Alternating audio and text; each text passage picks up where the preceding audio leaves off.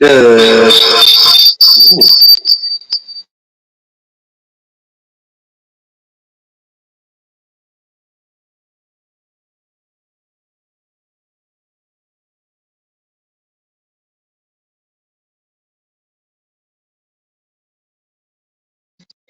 good night.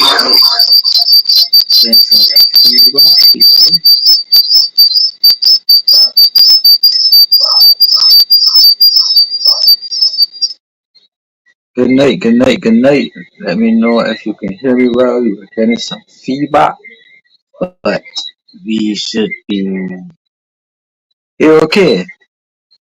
So good night to you all. Kima Short here from Alternate Views. Uh, Happy to have you yet another Thursday on the program. This evening, as was discussed, we are focusing on water management. And this was obviously inspired by the keys to better life. We're going to get into what are the keys to better life at a later moment. But as for now, I want to welcome you all, alternate viewers, to the program this evening. As you know, I am your host, Kima Short, and I want to welcome you to the program this evening. As was advertised, we are discussing water management in the Caribbean. So let me know if you can see me well. Let me know if you could hear me well. And let us get the show moving. We are at 12 minutes past 7. Um, so we're loading. So I'm going to ask you to share the link on your WhatsApps and share it among your friends. Let us get a good session this evening. I think that this is a vital area that we need to pay attention to. So water is something that impacts us all. Um, Even as far as biblical times, the Lord in the good book, the scriptures spoke to the necessity of water. So I really hope that we can have a riveting discussion, an engaging discussion tonight on water management in Caribbean economies. Uh, so let me say good night to you, the early patron. We have Sylvia Rock. So thank you, Sylvia, for tuning in. Thank you, Marcia. Thank you, Rosemary, Lynn, Wendy Ford Griffith, Heathcliff, Jefferson Sobers, and Curtis Charles. Welcome to Alternate Views, guys. Happy to have you as the early patron supporters. Welcome, welcome, welcome. This is Thursday. Um, Let me just get that right. The 18th of July, and we are back again. Alternate views. So welcome, guys. Welcome, guys. Sound check is fine. Camera is even better. Uh, and we are ready to go. So let me tell. Thank you. And Rosemary is saying this is her first time on Alternate Views. So welcome, Rosemary Lane. You're now officially an alternate viewer. So welcome to the program. We hope to have some good comments from you tonight. We hope that you know, tell a friend or tell a friend if you enjoy the program. We're hoping that you watched some of our previous programs. So hoping that you know you would have sparked something in your mind on previous programs, and we hope that the show has a very positive impact on your life, and we welcome you to this side of the world, alternate views. So Shirlene Clark is signing in. Good evening, Shirlene. Welcome to Alternate Views. Um, Thank you for coming on. We're up at 40 persons so far. So let us continue to share the program and let us. Yes, she says she watched a few before. So thank you for giving us your time. You took to well, you're a part there to watch Alternative Views. Thank you very much and welcome.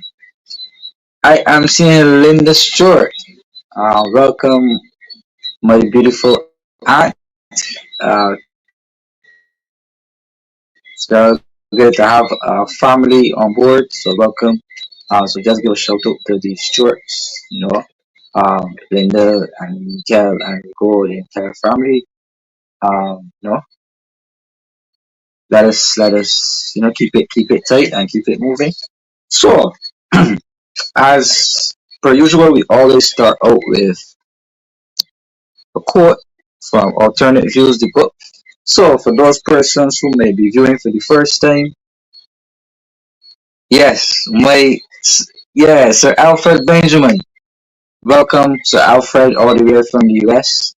Um, I forgot to shout out those persons in the diaspora, England, Italy, Germany, France, US, wherever you are in the world, the Caribbean, Guyana, Trinidad, St. Lucia, Antigua, Bahamas, Bermuda. Just give a shout out to Eyewitness News and Cassius Stewart and Shanique Miller. So welcome you all, those persons in the diaspora. We're gonna get the ball rolling right now. So alternate views. For those persons who may not know, alternate views is a book. It is a solid book. This is what the copy here. Hey, so let me just take these banners off so that you can see it properly. Boom. Yeah. So, alternate views. This is alternate views the book. A hard copy format. So, thank you very much. Hold 1 second, please.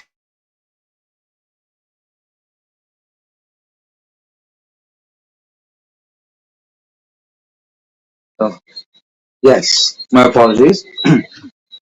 This is the book right here. So, this is also available on Amazon. But I wanted to show you the hard copy for those persons who have not seen it before. And as usual, we start this program, Alternate Views, with a quote from this book. So I am turning to the specific page that I want to quote from, which correlates to the title of the program, which is Keys to Better Health. Right? But before I quote from Alternate Views, I should have quoted from this publication, which is the motivation for this show. So, for those biblical scholars on the program, The Keys to Better Health is a publication by the Seventh Day Adventist Church, and it speaks to water, and it is entitled Key Number 3. So, one of the keys to better health and better living is water. So, tonight, and it goes as follows, taken directly from Isaiah 58, chapter 11. And it says, And the Lord shall guide thee continually, and satisfy thy soul in drought, and make fat thy bones, and thou shalt be like a watered garden, and like a spring of water, whose waters fail not. Isaiah 58, chapter 11. And it says that next to air, water is the most vital element needed to keep us alive. And your body uses water in all of its cells, organs, and tissues to help regulate its temperature and maintain other bodily functions, such as carrying oxygen and nutrients to cells, and helping to dissolve minerals and other nutrients for use by the body, and some other bodily benefits. So it says here that water can be used for many different purposes, like hydrotherapy, and it's saying here that water is a blessing, and an indispensable resource, and it is therefore important that we take care of our water resources, finding appropriate ways to conserve this precious commodity. It is also important we avoid wasting and polluting our water supply by the inappropriate disposal of garbage, including industrial waste, and the reckless use of pesticides and other chemicals. Right? So we're speaking about the keys to better health and we're focusing on water. And the question is asked, can you imagine life without water? Almost everything we do requires the precious commodity of water. So can you, alternate viewers, imagine life without water? And not speaking about running water only, speaking water in general. No, we won't survive off of getting water from wells, putting the bucket and rolling it up. We won't survive from catching rainwater in drums. Right? So we always have running water in our societies. So we're speaking about water in general. Can you survive without water? Can you survive without bathing for extended periods of time? Right? So it goes on to say here on key number three, water, that Jesus promises us water that will do more than cleanse our bodies and surroundings, quenching our thirst or bringing healing to our physical bodies. He promised us that the water of life, which can be read about in St. John chapter 4, that there cometh a woman of Samaria to drink water. And Jesus said unto her, Give me to drink. For his disciples were gone away unto the city to buy meat. And he said, the woman of Samaria unto him, How is it that thou, being a Jew, askest drink of me, which am a woman of Samaria? For the Jews have no dealings with the Samaritans. Jesus answered unto her, If thou knewest the gift of God, who it is that saith to thee, Give me to drink. It's a lot of biblical language, so you don't want to get too tied up in the biblical language. But the gist of it here is that water, right, in the midst of conflict, in the midst of peace, in the midst of anything, water is still a very precious commodity, right? And it said, Jesus said, Whosoever drinketh of this water shall thirst again, but whosoever drinketh of the water that I shall give him shall never thirst, but the water that I give him shall be in him of a well of water springing up unto everlasting life. Right? So even Jesus spoke about water. We all live water, we all see water, we have to have the presence of water on earth for us to live, for us to survive. No. How is water in a modern day sense provided to the average household in Barbados? Water is transported to a pipe that you pay the Barbados Water Authority for, which is the sole entity responsible for the distribution of water in Barbados. Um, in Trinidad, you have the WASA, which is the Water and Sewage Authority. I think in Bermuda there's something similar as well. So, but in majority, the state or the government controls the distribution of water. So the average agent could turn on a pipe in the household and get water for the average price of what used to be around $32 flat.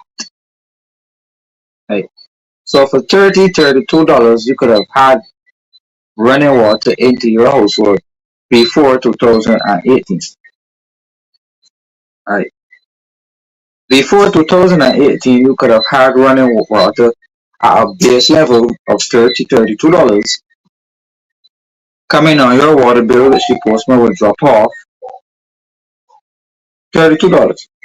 So Since 2018, when we had the implementation of the mini budget,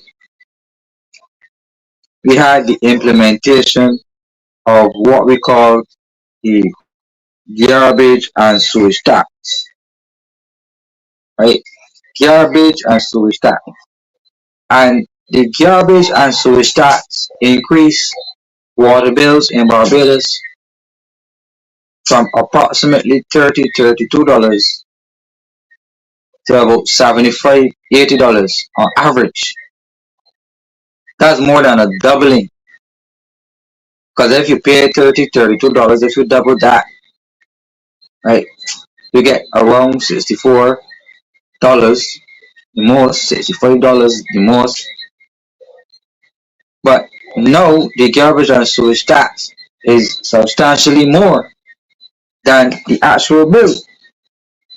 So water being a precious commodity, but still the average person who has a pipe connection, the average person who has a pipe connection that is not connected to a sewage, you still have to pay a garbage and sewage tax, although you're not connected to a sewage. Although you have a well that you paid thousands of dollars today, and if you wanted to have your well, if it's full and you want it drawn off, you still have to call Jose and Jose, or you still have to call some sewage company to come and draw off your well if it is full, but still you pay a garbage and sewage tax, right? So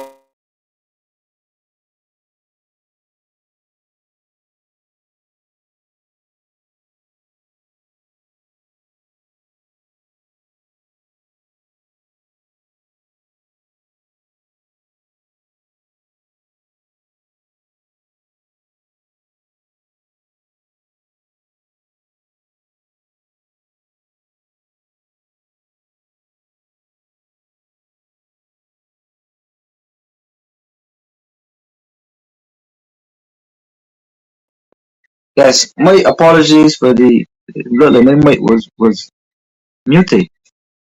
We're back. So where was I? Garbage and sewage tax, right? So the garbage and sewage tax, as you all know, was implemented, right? Implemented on the water bill, and you had almost a tripling of water bills from the average of $32 to roughly $75-$80.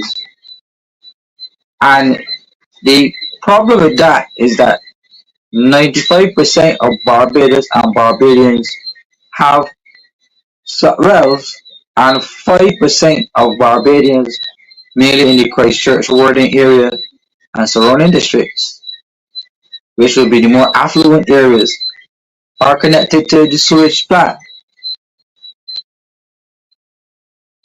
Right. So 95% of the population are paying daily to correct a problem that 5% of the population has. Right.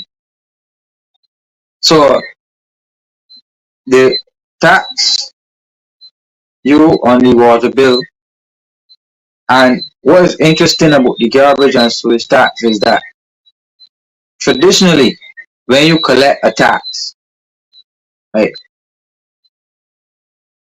the tax goes directly into a government account called a consolidated fund. But for some reason, the garbage and sewage tax of Barbados does not go to government's consolidated fund. Right? Does not go to the consolidated fund. When you pay the Barbados Water Authority, the Water Authority collects that money. So Water Authority has become a tax collection agency, right? A tax collection agency. So let me say for the record that in financial planning and in public financial management, right? And in public financial management, the Barbados Revenue Authority, which is BRA, they are the ones responsible for tax collection and tax management, right? But in a modern sense and a modern way of applying the tax or the modern way of applying the garbage and sewage tax is to say that the water authority directly collects this tax. Because remember, the tax was divided in two. The tax was $1.50 per day. Right? $1.25 was intended to go to the sanitation, I believe, and 25 cents was intended to go to water authority. Right? However, when water authority collects this garbage and sewage tax, it was written in the nation newspaper that the water authority has been withholding, right? The water authority has been withholding the component of the garbage and sewage tax that is meant for sanitation. They have been holding on to it for themselves. And that was written in the newspaper, right? That was written in the newspaper. And the general manager of the Barbados Water Authority said in the article in the newspaper that yes, he has been using that money because the government has not been handing over the subvention on time,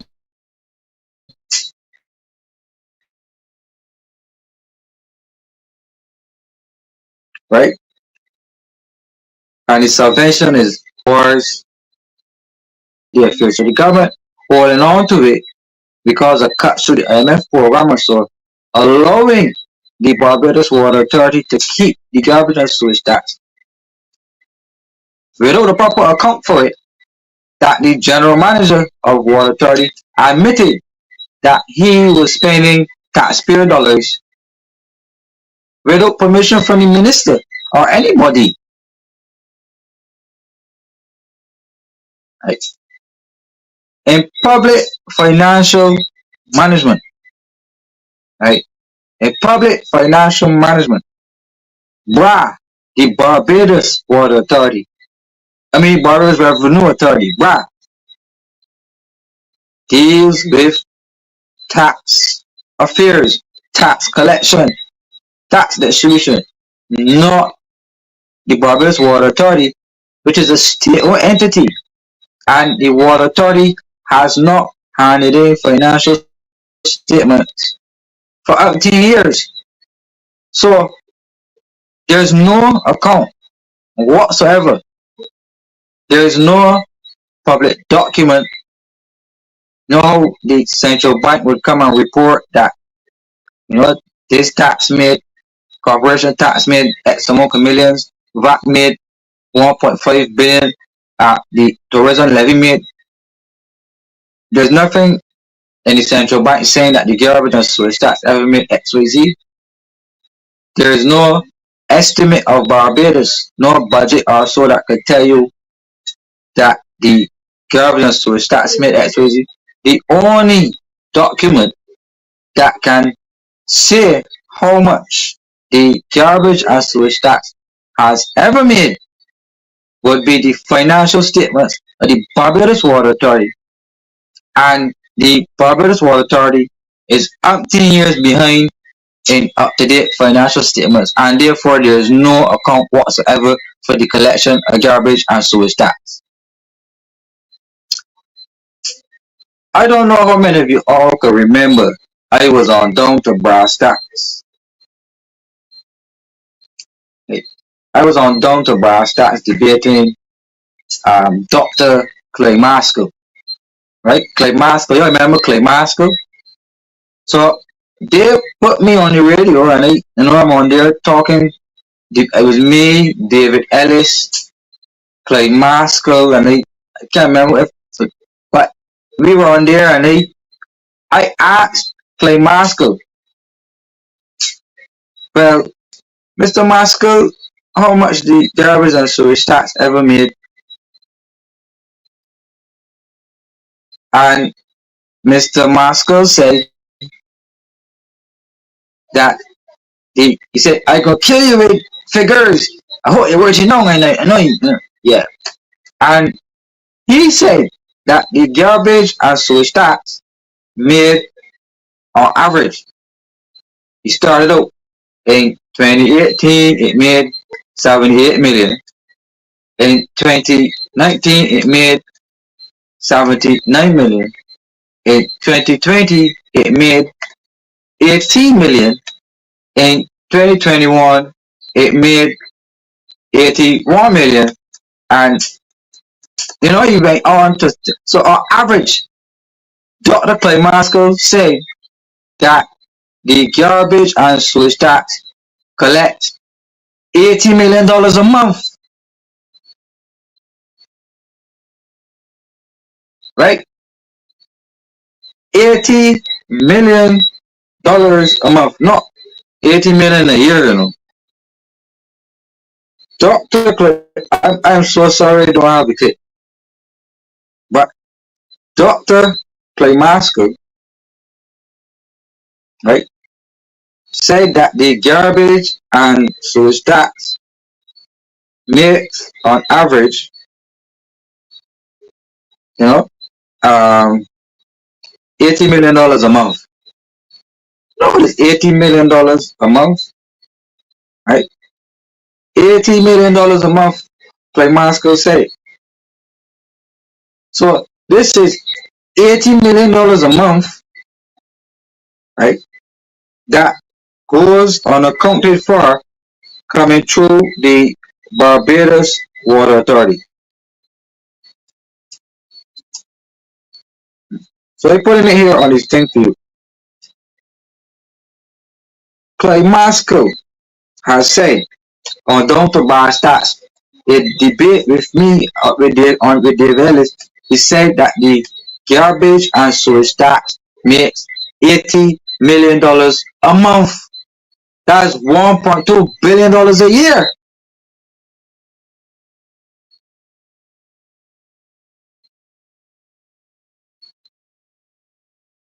Right?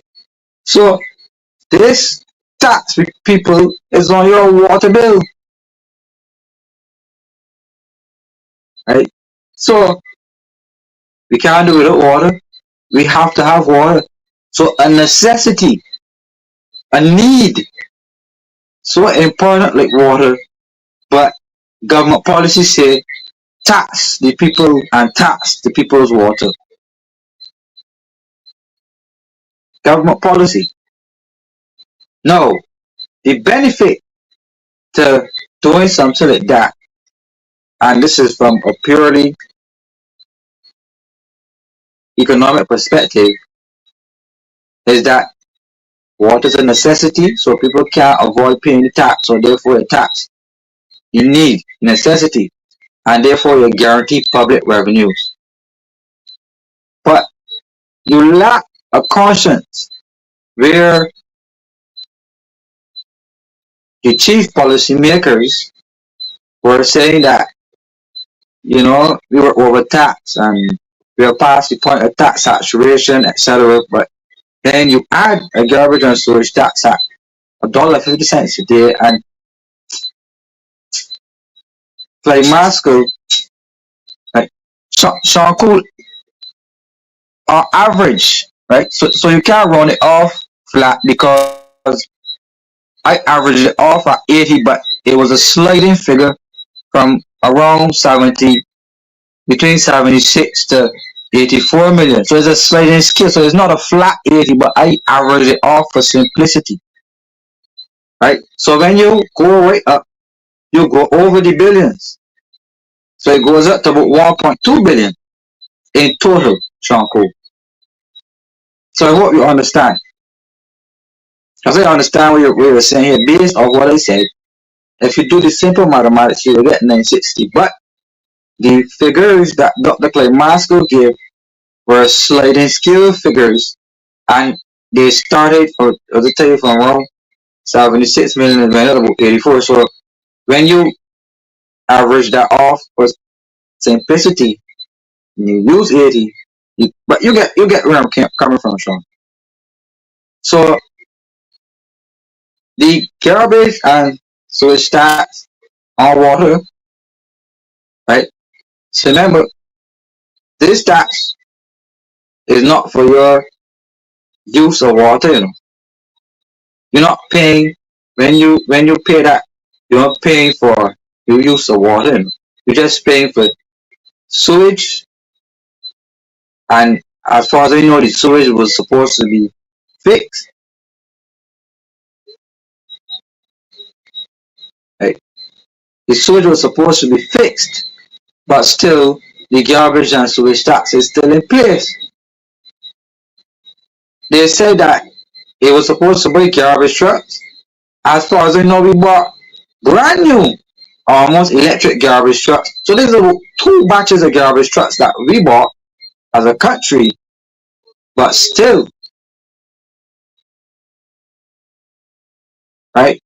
The garbage and sewage tax is still in place after government policy said it was supposed to only be an 18-month tax and temporary, but still, 2018, couple years, this went on in 2018, we're 2024, and it's still on today, right? This is a very good point here by Joshua, right? The reasons that the sanitation workers were told that they could not get their hazard pay and their allowances was because the water authority was not paying over the garbage and sewage tax. That's what they were told. And the national NUPW, the National Union of Public Workers, who's the bargaining agent for sanitation. Caswell Franklin's Unity Workers Union is also in there too. Right? But they were telling the sanitation workers that was the reason. Right? So if there's somebody to blame, you would have to blame the board of water authority for not paying over the money to sanitation, and then you would have to blame the ministers who's in charge for sanitation, and then you have to equally chastise the minister of finance for being negligent in terms of the management of taxpayer dollars, because this garbage and sewage tax is not payment for water. This is a tax. So you're not paying for you. This is a tax. So that is taxpayers' dollars coming through water authority. The general manager is dipping in it as he feels like, as was admitted in the newspaper, right? And the minister of finance, and the minister of environment, and the minister of water resources also becomes complacent if no action is taken to look at the legality of the garbage and sewage tax. So I'm saying here tonight that the application of the garbage and sewage tax is a completely illegal setup, and the Barbados accountants, right? The Barbados Accounting Association, ICAB, ICAB should do a special audit or so of the garbage and sewage tax. And ICAB or the Bar Association, any of the lawyers, could tell the government that how they have constructed the garbage and sewage tax that is being illegally collected off the backs of Barbadians, and if it is challenged in court, the the legality of it could seriously be challenged. I could I We could test it out if you wanted tomorrow. Like any lawyer that is willing to take on the case, I put in the challenge up. Any lawyer that's willing to take on the case, I'm willing to advise on this garbage and sewage tax to prove that the garbage and sewage tax is an illegally structured tax and it equates to theft of taxpayer dollars in the way the government has constructed its collection because Water Authority is not a tax collection agency. Right? So you have Water Authority collecting taxes without up-to-date financial statements. So who's to say that the garbage and sewage tax really made and they're not understating the amounts of it because there's no document. So the auditor general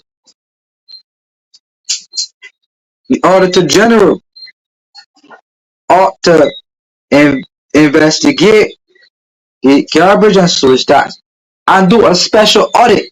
And I could assure you that after the Auditor General's special audit on the Barbados Water Authority and the garbage and sewage tax, then you will see how illegal this tax is.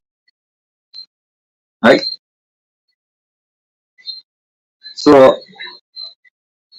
do tell. I am looking for a specific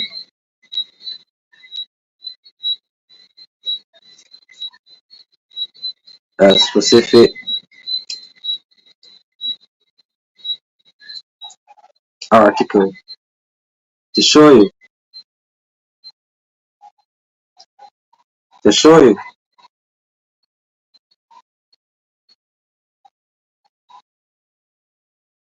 Let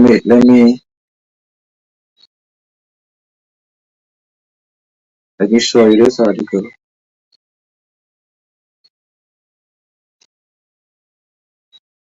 The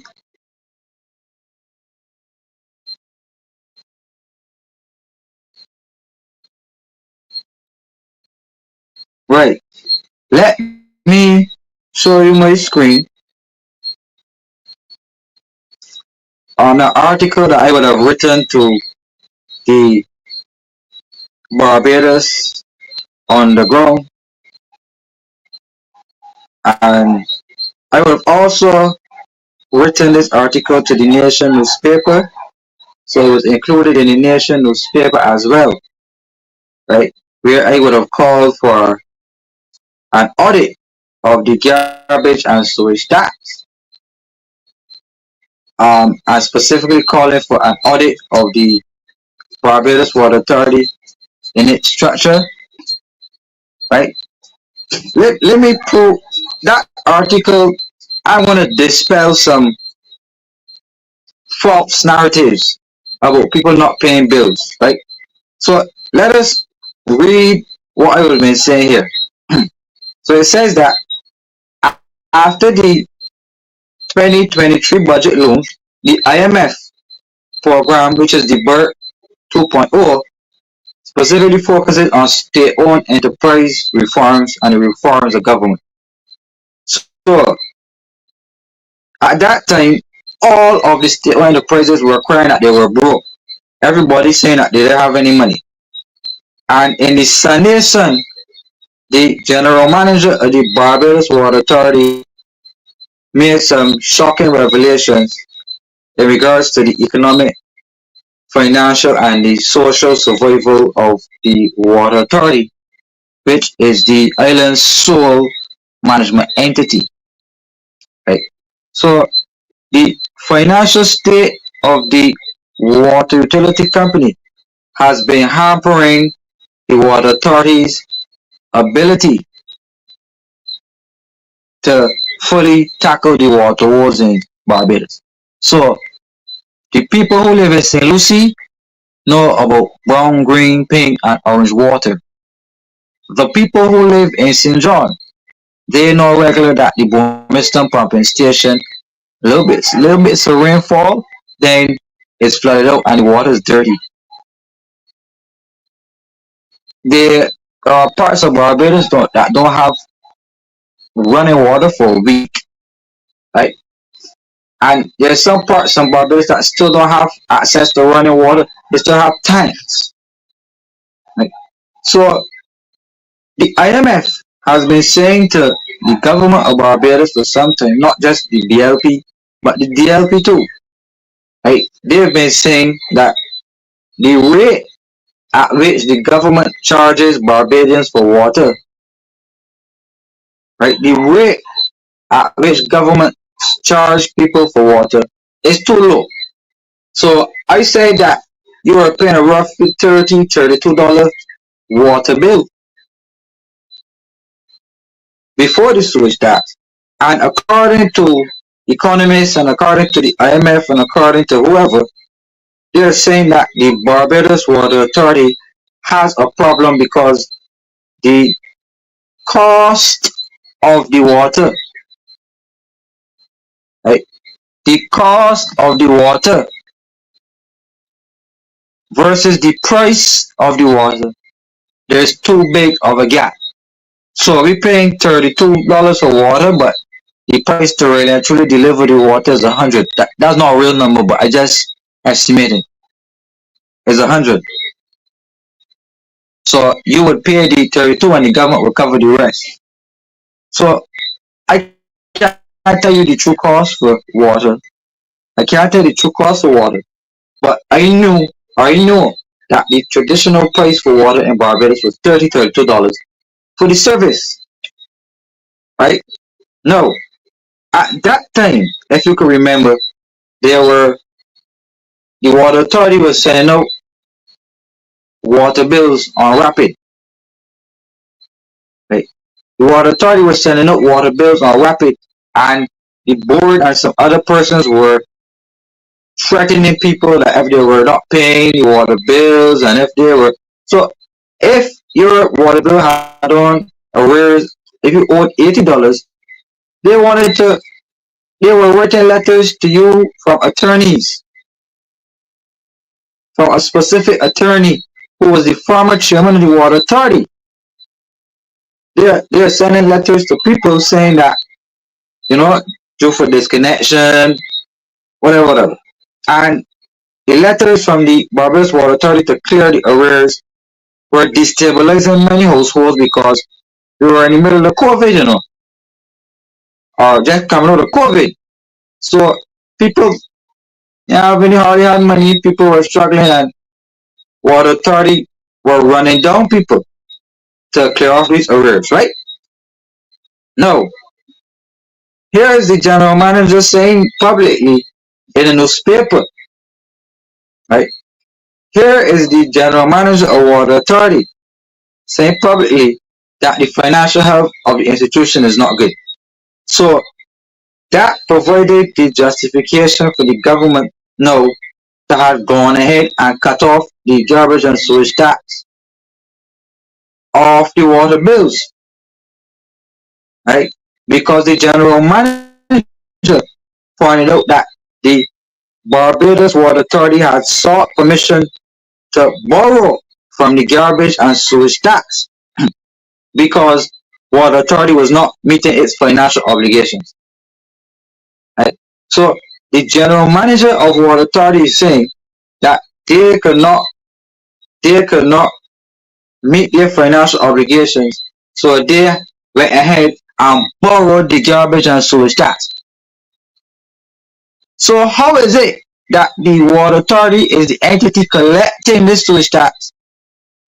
So the general manager and the board, they're responsible for this tax money, but they're saying that they are borrowing from money that they collected without anybody overseeing it whatsoever. They're the ones collecting it, and the rules, the financial rules, right, allow them, and the weakness of it, that they're collecting it and say that they are borrowing it. They did not have any permission to borrow it. There was no permission given for the Minister of Water Resources to take it, and there was no permission from the Ministry of Finance, who has the overall responsibility for taxpayer dollars. But he borrowed it, they borrowed it, right? So the collection of this tax, as we spoke about, was always shady, right? So the same financial statements that I told you about from the Water Authority, Ryan Strong, who is the Minister of Finance, said that the financial statements of the Water Authority are not up to date, which is in direct contravention of what they passed in the Public Financial Management Act, which says that all of the state-owned enterprises that the financial statements had to be up to date. But Ryan Strong is saying that the Water Authority is not up to date. And in that public financial management legislation, there are powers of the government to sanction and to fine any entity who has not submitted financial statements. But there has been no effort, there has been no effort whatsoever to audit.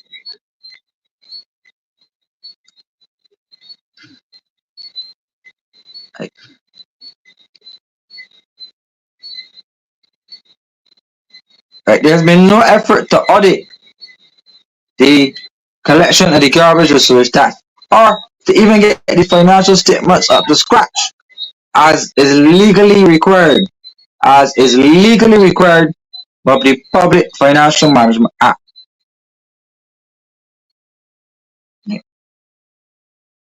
I'm hearing that we're getting some feedback in the mic, so um, you know, bear with me, bear with me, bear with me. Hoping that it is going well. So continuing, I said earlier, and I told you this article was public knowledge, that the Barbados Water Authority was legally depriving the sanitation of the legally entitled share of the garbage and sewage tax.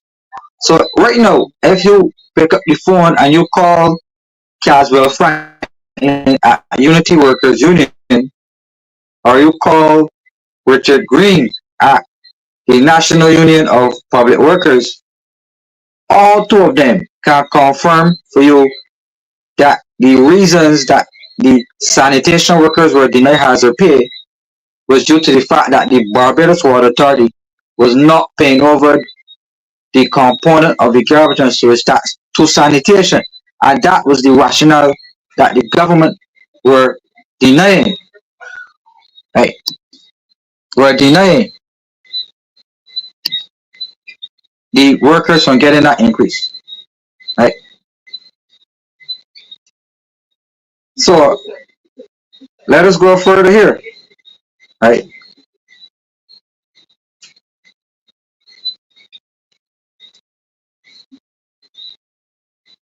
I spoke about the board at Water Authority, right?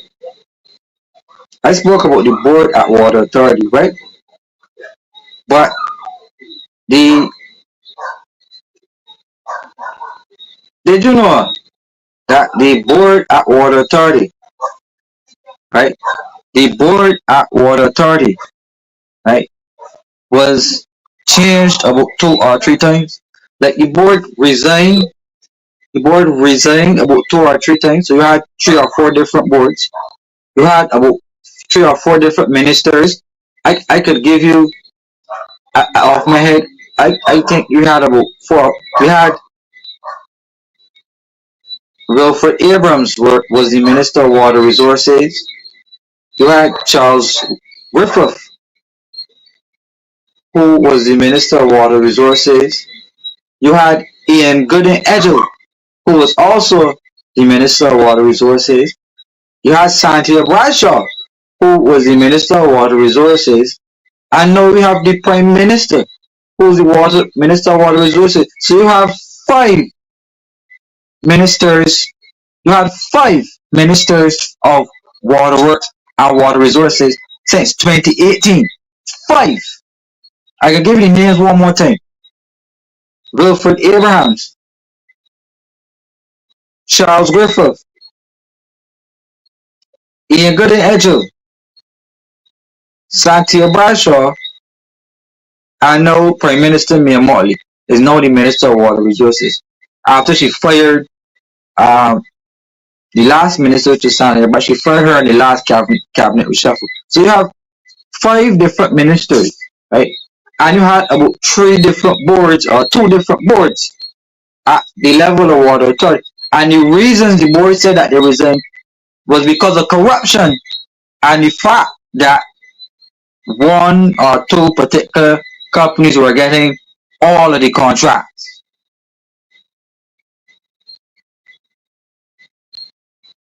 right? All of the contracts. So let me go to alternate views. So I'm reading for alternate views now, right? I'm reading for alternate views now. But before I read for alternate views, let me just acknowledge because we have 126 persons on here. So I thank you guys for coming on to the program this evening. Um, Plenty comments already. So I'm gonna try to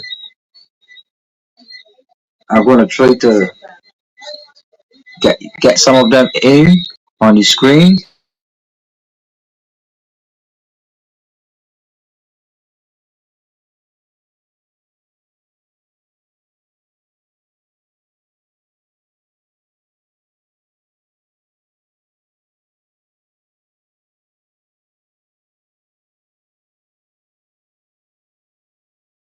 Yeah. We have Annika Ho saying ground raising. So ground raising, Annika.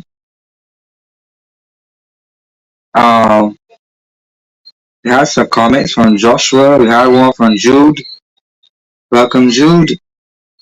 Um, Tyrone Green is in. We spoke about $18 million a month for garbage and on average. Right. We have Michael Fields. Then we have Dale. And Dale is saying only today they talk about people ain't paying bills. Well, the garbage and sewage taxes there, they were borrowed from it. They don't allow them to call the faults on Mamagay people. Marcia is saying, you really think they're going to call for an audit to lose to get all that money? Well, it is the people's money, and we need investigations. So, Latoya Eswick from St. John is saying, yes, St. John, the plate always off and brown. That is true. Square 4, welcome to you. Square 4, good night. Latoya Eswick is saying the sewage tax is way more than the water use. That is correct.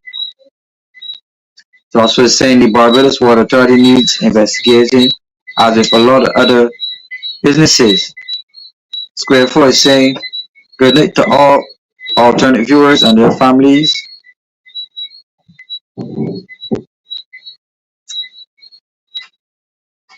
Right. Dale is saying I'm not being the people of Barbados at all because of the people can't get water or getting poor water where they pay your money. Hmm. And they're selling it, breaking universal laws. Monica's asking if they charge garbage and storage tax on empty houses. Yes, they do. They charge garbage and sewage tax on every single pipe connection there is in Barbados. So as long as you apply for a pipe connection at Water Authority, you don't even have to have a toilet. As long as you have a pipe, you are paying garbage and sewage tax. Michael Joseph is saying goodnight. Hurricane Rachel is saying goodnight to all. Hasbro, good night to you. Marvin Morris is saying what is done with the garbage and sewage levy. Marvin, we went through that extensively this evening, so I know that you were a bit late.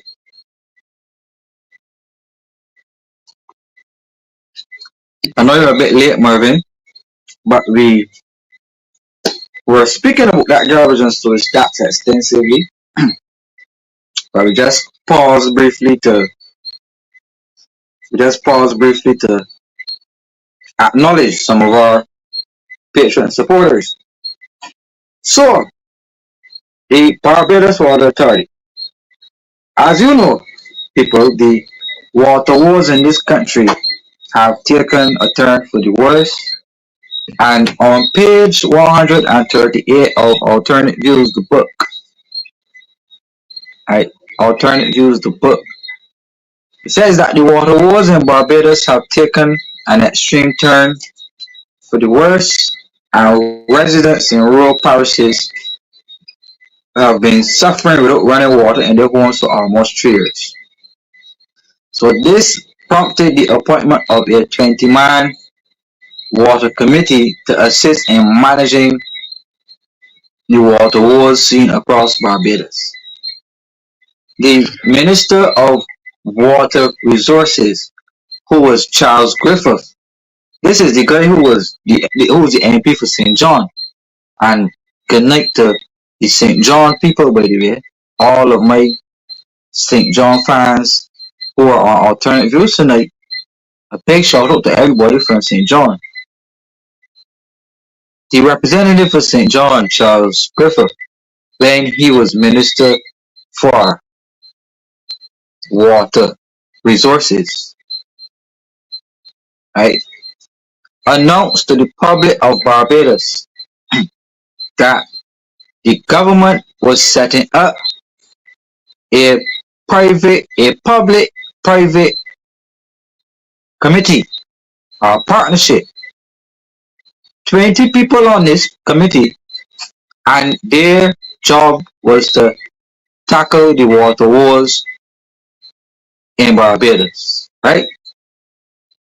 Now, what's wrong with the technicians at Water Authority?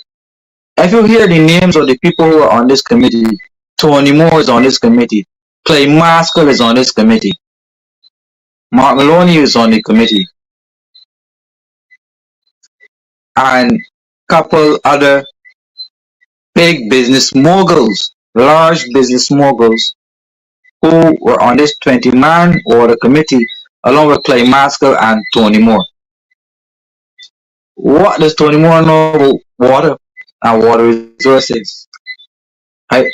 So the fact that the head of the Barbados Workers Union, if you do a head count of how many staff in the Barbados Water Authority is in the Barbados Workers Union, then you might get an idea as to why you need to have union representation on a 20-man water committee to tackle water wars. So if you're tackling water wars, trying to get water coming to people's pipe, why do you have the head of the union?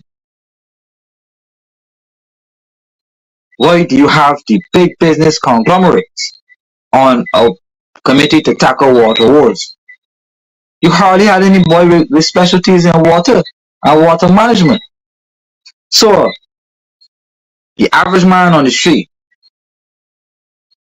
the coconut vendor, the sales rep,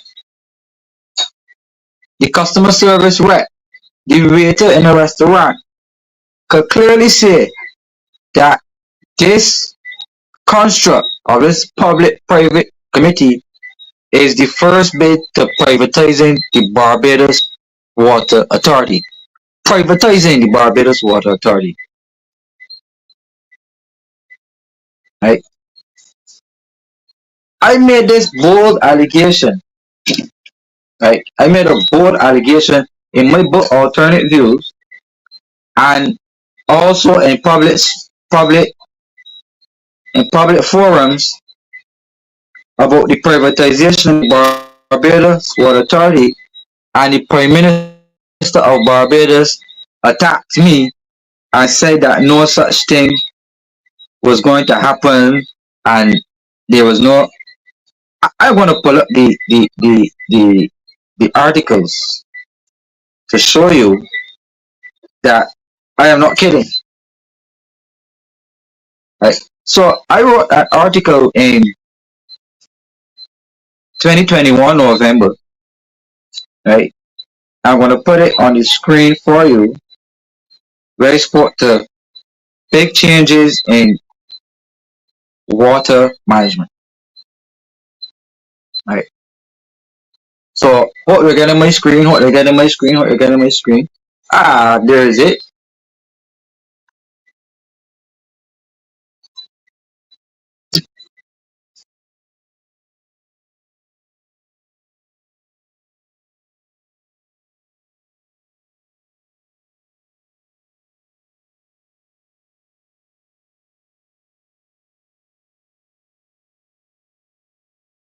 Yes. So song right just now we have it back. So I wrote this article in 2021, which speaks to water management. So it says that Stewart predicts big water management changes, and you can see the date here. This is in Barbados today, so again, this is public knowledge. Um, they went on to say that the young economist is predicting that the Barbados Water Authority could soon be placed in the hands of a private entity as government continues to seek ways to cut transfers and subsidies in an effort to continue to meet its obligations under the International Monetary Fund austerity program. You get my title. Moreover, Kimar Stewart is warning that the Barbados Water Authority could become a private sector entity and the price of water would increase. He was responding to a recent article in another section of the press which reported that government established a 20-member National Advisory Committee on Water to advise the administration on matters related to the precious commodity. So I suggested that since government may not have the leeway increasing taxes or they may not want to borrow in this depressed environment and to continue to meet MF targets to cut the transfers from central government to state-owned enterprises, that the government will continue to find it difficult to subsidize water and continue to offer water at such a cheap rate. I say that, and I'm sticking by that opinion, that the government will continue to say that the water authority is not making money and that people is not making bills because they're trying to find a way to privatize it smartly, that they could increase the price and stop subsidizing water for Barbadians.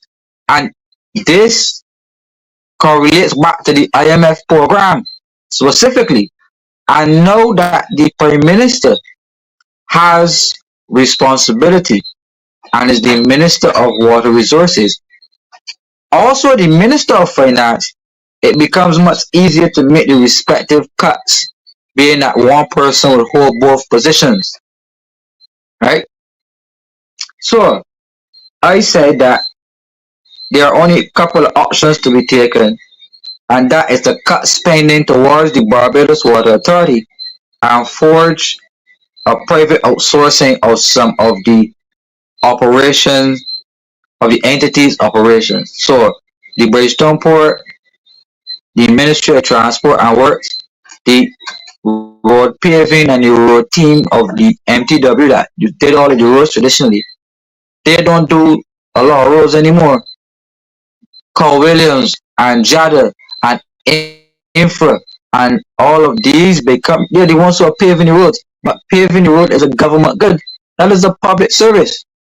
So public servants traditionally did the job, but since MTW was craftily privatized, now the private companies do the road. So the same exact metric will be enacted on the Barbados Water Authority. Right? So I say that this committee is the first step in the bid to privatize the water authority, where the government will outsource operations of the BWA to respective persons in the business community. And on that same committee, this 20-man committee, have persons who have a long history of benefiting from large government contracts. So when government assets to be sold, the same people that are on the committee are usually the first ones in line to buy wherever government assets are being sold. So pick sense from that, people, and follow exactly what I'm saying here about the water authority. So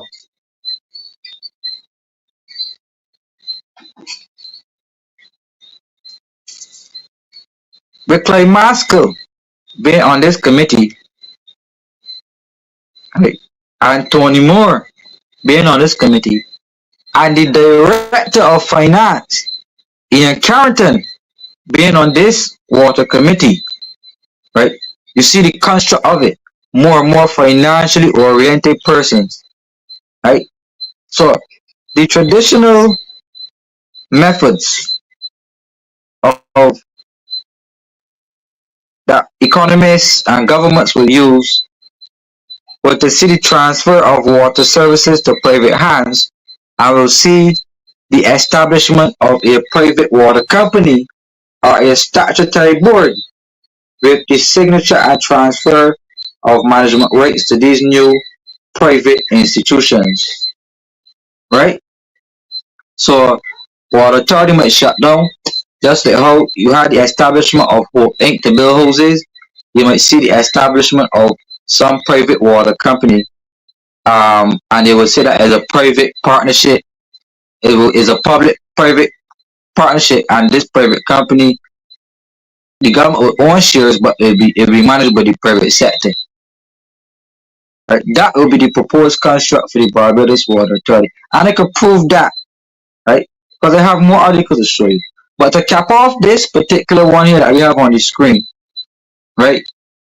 It says that it says that according to the newspaper article, that the committee is looking at a augmentation program that the Barbados Water Authority is putting in place to ensure that we have the best practices and that we can see a speedy resolution to numerous water issues across the country. And I said that it was simply the financial state of the water authority that is hampering its ability to fully deliver water, and due to the mismanagement of resources that the water authority is having problems, right?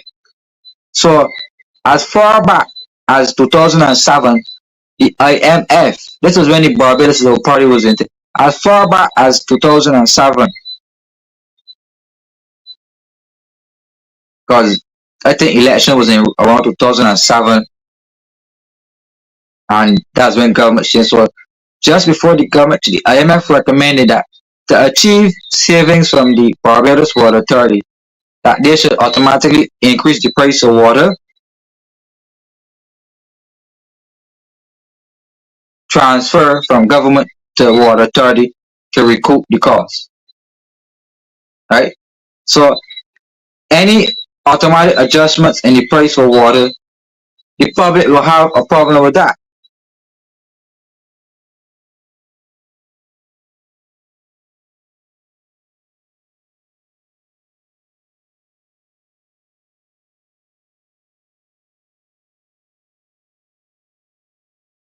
Right. Any bid to privatize the water authority will be a problem because no company or no investor or no one will buy a company knowing that they can't increase the price to recoup costs. Right. So unless the government plans to keep it and continue to subsidize it, right? Unless the government plans to continue subsidizing water, and according to the IMF literature, that is a no-no. There will be no continued subsidies for water. Right? So, people, in response to my claims about privatization, the Prime Minister of Barbados took a big swipe, a massive swipe at Kemar Stewart, and denied that the Barbados Water Authority will ever be privatized. Right? Denied that the Barbados Water Authority will ever be privatized. But let me take some questions here because we see them coming in fast and furious and I don't want them to pile up. Uh, Mervyn Marius is saying that the levy can make water works as self-sustaining. That is true. The garbage and storage tax is a money maker.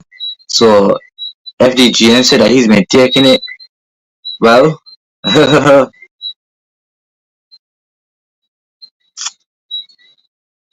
Pete Ray is saying, why haven't the government demand that the Barbados Water Authority complete their financial reports?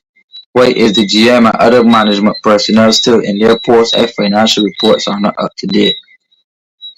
Well, I am not attacking the general manager. My role is with the policymakers, the ministers, who should have better structures in place for the public service to operate. Public service is not a rogue entity; it's regulated by a minister and ministers and government.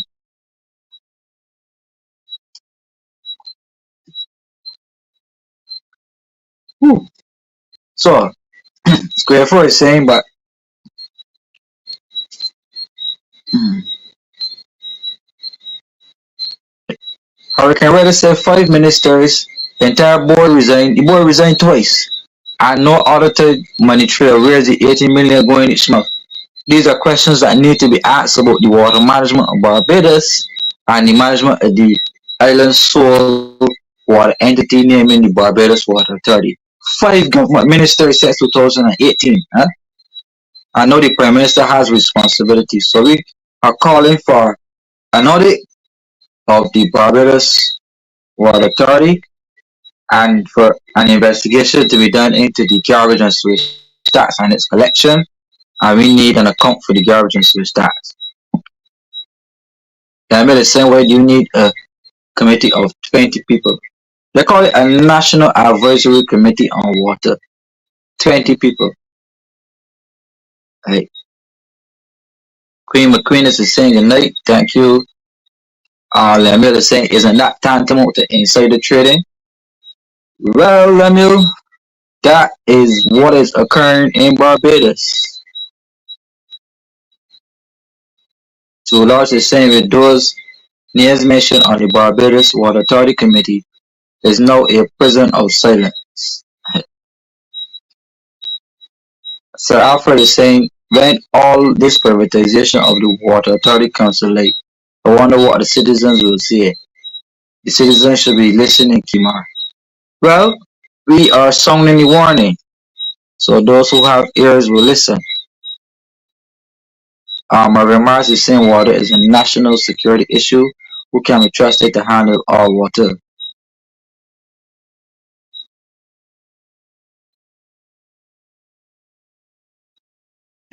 Square 4 is saying hit the thumbs up button and the subscribe bell. So we have 146. So if you want here, we should have at least 100 likes on the program tonight. So don't forget to like alternate views. Don't forget to share alternate views and involve your friends. This is important information, and everybody pays a water bill, and the water authority is directly connected to every almost every household and business in this country, and people need to know about the water authority and the fact that water is indeed a key to life. Right? So let me pull up. Let me pull up this rebuff. Right, let me pull up this rebuff that I got from the Prime Minister of Barbados. Right. So in this rebuff that I got,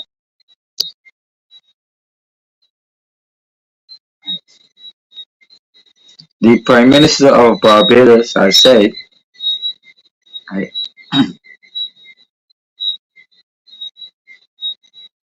I'm getting it on the screen, my people. It says Motley denies rumors of Barbados privatization water rate increase. Motley denies rumors of privatization water rate increase. Right? So I would have done that article in 2021, but this was printed in 2023 after I did a video which got popular on social media about the deputy prime minister of this country traveling. That was when under Santia Bajor, when she was Minister of Water Resources, when she traveled to the Netherlands to get technical advice, right? Technical advice on the management of water resources. So I'm gonna get into that once time permits. So it says here that Prime Minister of Barbados has categorically denied that the Barbados Water Authority will be privatized and that water rates will increase. During a press conference at Ilara Court, the Prime Minister of Barbados told reporters that there were people playing fast and loose to create fear among the population. And she said, first of all, I want to say categorically that there has been no discussion of raising water rates. And I also want to say that there has been no discussion about the privatization of the Barbados water, which was a big lie anyway. But she went on to say, this is the Prime Minister speaking.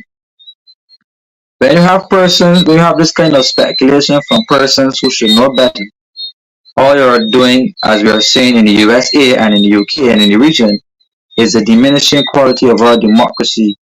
And the truth is we have a strong democracy. And her comments were in direct response to economist and former Democratic Labour Party candidate for the city of Bridgetown, Kemar Stewart, posting a message on social media warning Barbadians of the need to focus on the privatization of the Barbados Water Authority and the raising of water rates happening soon in this country. Stewart pointed out that the decision announced at the end of June that right, government officials will be traveling to the Netherlands to get technical support and manpower to ensure clear strategic planning and engineering when it comes to water resource management. And I describe that as really strange because the government of Barbados got two big loans in 2020. Two big loans in 2020 to upgrade and modernize the Barbados Water Authority. So not only is the Barbados Water Authority getting money from the sewage tax, but they got two massive loans. Right? So I also say that most countries on the IMF programs, particularly in this hemisphere, right? In this hemisphere, countries on the IMF programs tend to privatize the water companies because governments tend to heavily subsidize water as it is an absolute necessity. And the IMF says that no, we gotta get away from subsidizing public because the people should be able to pay for their own water. Right? I then went on to say that you will hear the government announcing a PPP, a public-private partnership, and I told you this a couple of minutes ago, just like what I did with the airport, but this time it will be a PPP with the Barbados Water Authority.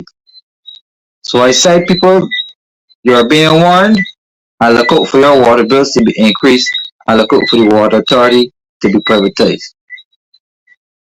And then the Prime Minister of Barbados called for a blue tick and a fact check on every piece of information that is put out in this country because people are playing fast and loose with information. When they are playing fast and loose, it's intended to create fear mongering among the population so that some can propel themselves to political growth. So taking a direct swipe at Kemar Stewart, who unsuccessfully contested for the post of Democratic Labour Party General Secretary, the Prime Minister said to him If you really want to be propelled to political growth, come and sit down and talk, and let me talk to you and tell you how to do it. But don't do it at the expense of Bajans. I beg you, especially this young man. I actually like him, and I don't want him to be talking about things that bear no relationship to reality. And then it said that Stewart went up against Motley in 2018 on a general election ticket on Solution of Barbados before joining the DLP. Yeah, so that was the rebuff from the Prime Minister of Barbados, right? About Kimar Stewart and the Barbados Water Authority's privatization, right? But you know, you know, you know, uh, let me go further. Let me go further because y'all guys know that our alternate views we don't present. Although we are called alternate views, we don't present alternate facts.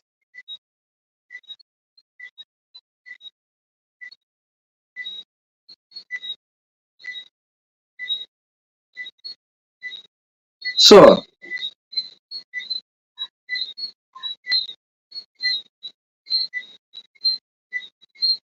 let us bring the facts here and show the alternate viewers tonight that we don't have to tell lies for conversation. We do not have to tell lies for conversation. So if y'all could see, I might not be the best reader in Barbados, and I might not went to the highest of schools. I probably went to school just to get lunch. So for those persons who would consider themselves to be the scholars and the creme de la creme of society, I'm sure that you could see right here in this headline: SSA Sanitation, BWA, Barbados Water Authority, Transport Board earmarked for privatization.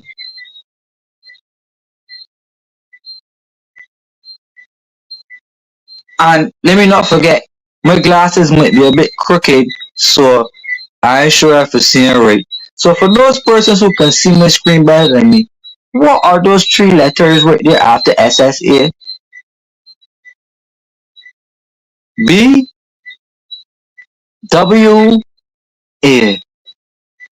Barbados Water Authority earmarked for privatization. But still, but still, but still, but still, but still, but still, the Prime Minister of Barbados says that Kemar Stewart is playing fast and loose with information. I might need a magnifying glass to see because I cannot see. And this article is in 2018 October. So let us read a bit from it.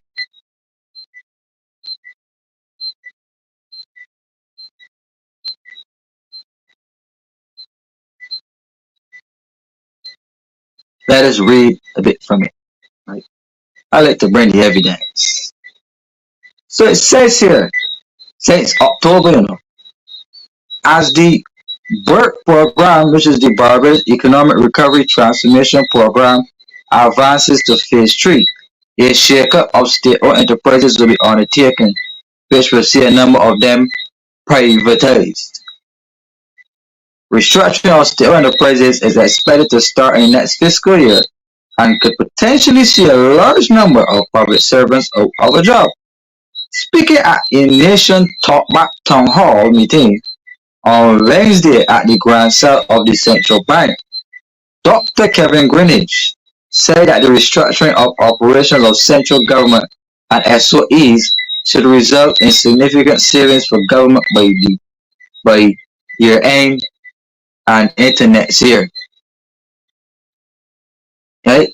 So Dr. Greenwich explained so far, three SOEs have been considered for privatization.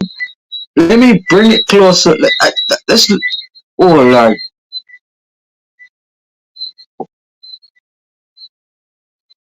So for my learned scholars on the live, for my alternate viewers, for the patron loyal supporters, for supporters of the loyal opposition of Barbados, could you spell this word here for me? Let us try to spell it. Privatization.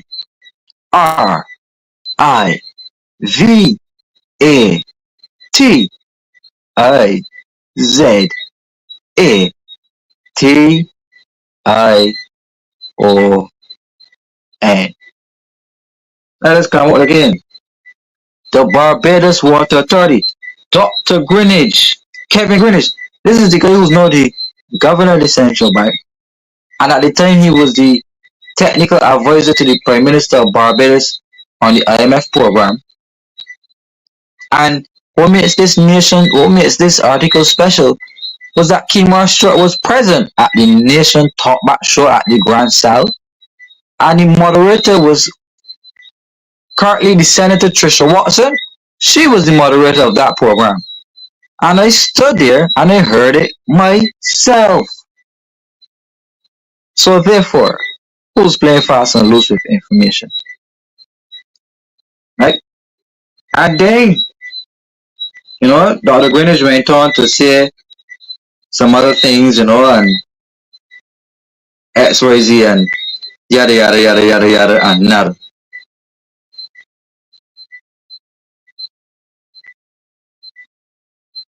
Right?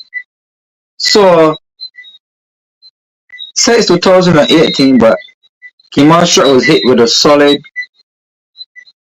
rebuff.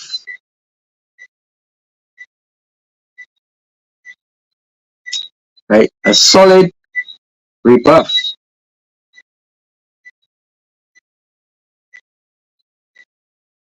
So let me show you people, right, what happens globally in terms of international water management companies. Right? Let me look at what's happening. I told you the same thing that is going to happen with our airport is going to happen with the Barbados Water Authority. Look at this right here for us to see, people. The Saudi National Water Company awards water management cluster contract to international consortium. You guys know that the Saudi Arabians won the contract for the Guadalajara International Airport. So you have the Saudis now awarding water management cluster contracts to international consortium. And it says here that the NWC, the Saudi NWC, has awarded the third management contract for water and environmental treatment services to a consortium made up of Saudi Arabia, Miyahona, Francis, Star Group, and the Philippines, Manila Water. And the new management contract for the Eastern region has a value of more than SAR 221 million or more than 58 million for a period of 7 years, right? And the CEO of the NWC, Mohammed bin Ahmad Al Moukeli, said that we are working to achieve the objectives of the Kingdom's Vision 2030 and the National Water Strategy by restructuring water distribution services and engaging the private sector on the road to the privatization stage. Right? So it then says that the National Water Strategy contemplates the award of contracts for the management, operations, and maintenance of 6 regional clusters that comprise the Kingdom's 13 administrative divisions. Right? And the third of such contracts, this one was awarded in December, and it went on to give some other information, give the dates of when they were awarded and stuff like that, right? Then he went on to say that they were achieving four key indicators, and the major ones being improved customer service, increasing operational efficiency through the rationalization of costs, through reducing water loss, and improving network management. And according to the NWC, if targets are met after the tertiary of the contract and the readiness of the sector increase, this will enable the national water company to move directly to the phase of concession contracts, in which the private sector will take full responsibility for water services, not to wait until the 7 years are over. People, this is the world standard as it relates to water management. The Saudi Arabia's 2030 vision aligns with the United Nations 2030 vision as well. Barbados is the average proponent of the United Nations 2030 vision as well. And water is a big part of that vision, right? Water is a big part of that vision. And in the modern day sense, in modern day economics, the IMF and more liberal economists believe that water could be provided by the private sector.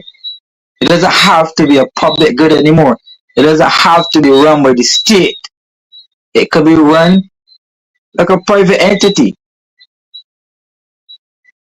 But under private management, you gotta pay higher prices and delinquency and other things, the other sets of leniency that the state could afford to give the people as a subsidy. You're not gonna get that under the private sector. So as soon as you don't pay a water bill for a month, cut off. Sometimes you just can't afford to pay the bills. It's just that you don't want to pay, but sometimes you gotta pay. You gotta pay which bill you want to pay this month, right? Which bill you want to pay this month. So people ain't paying the water bills like that, and on the private thing. So I am getting to where I really want to get to know, right? Which is the South Coast Sewage Project, right? The South Coast Sewage Project. So since we are talking about water and water management, I want to talk about this South Coast Sewage Project, and I also want to talk about the water network of Barbados, meaning that the water distribution plants. And I also want to touch on the proposed water reclamation projects. Right. So the South Coast project, meaning that you have sewage on the street, whatever. Um, all I will say here is that under the former Minister of Water Resources, David Eswick, they would have applied for a outfall to run the sewage far out into the sea, but the Coastal Zone Management Unit would have denied them the permission for whatever reasons for running the outfall into the sea. But however, when the government changed, then the Coastal Zone Management Unit, you know, had a epiphany, and then permission was given to build the outfall, and the outfall is a pipe or so that will run the sewage from land out into the sea. So y'all remember 2018 when or the campaign when Barbados was being tarnished all over the world for sewage running on the south coast. The sewage was as the solution. Outfall was built for X amount of dollars. Right? I think around $88 million was spent to build an outfall. $88 million was spent Loans were borrowed from the Caribbean Development Bank to build an outfall to run the sewage out into the sea. So right now, in environmentally friendly Barbados, the international environmental champion, the climate champion, is running sewage out into the sea, killing off the reef, turning the reef into a graveyard. And when you destroy the reef of a country, then you're prone to rough waves and uh, you know, changes in the course and how the course functions. Right? But I am not a specialist on that area, so I don't want to go too deep on it.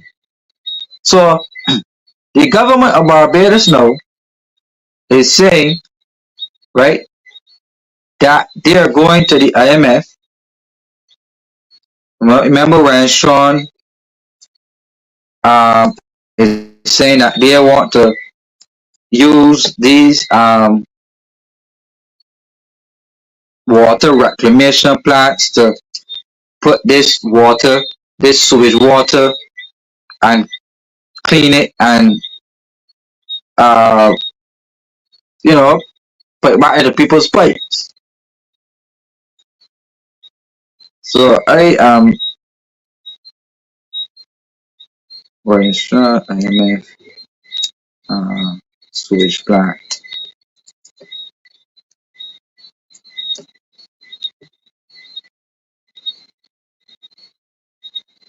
I'm trying to find this video.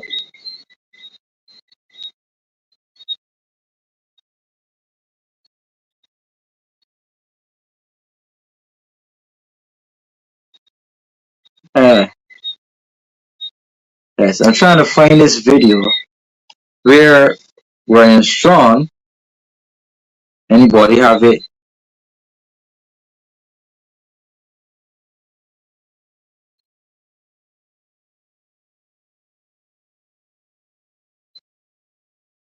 Ah, found it. Found it. So they're saying that this is the government, right? Right. Let me just get it going here.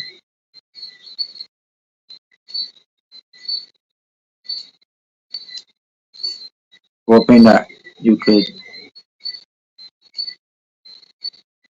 Right.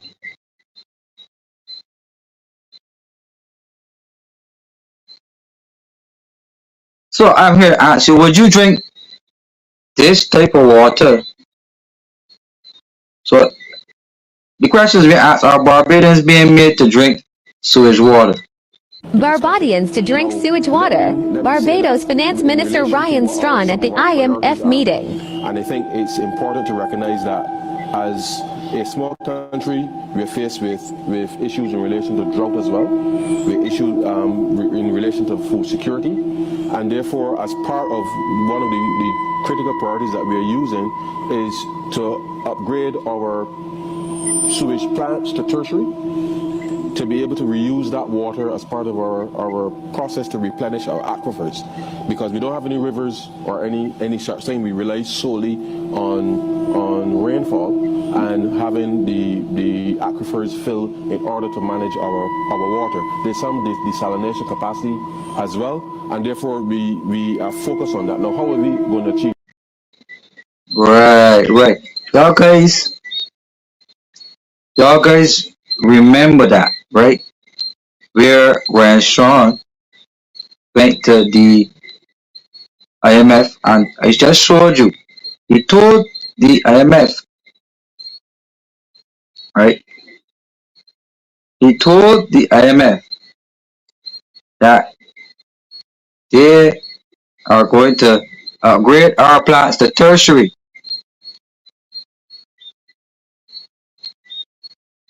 right?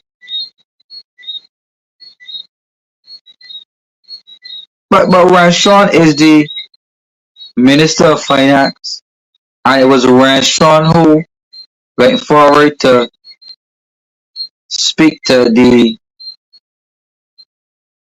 loan aspect. So I can't blame the engineer working for the government. Right? So this tertiary level plant, government says they plan to spend $600 million in a debt swap to upgrade this sewage plant to a tertiary level plant. So you know the government's bad habit: borrow, borrow, borrow, and we will fill the rest later. So a part of borrowing, government borrowing, they are intending to the Barbados Climate Resilient South Coast Water Reclamation Project. Right? And it says here that the general objective of the operation is to enhance Barbados's water supply resilience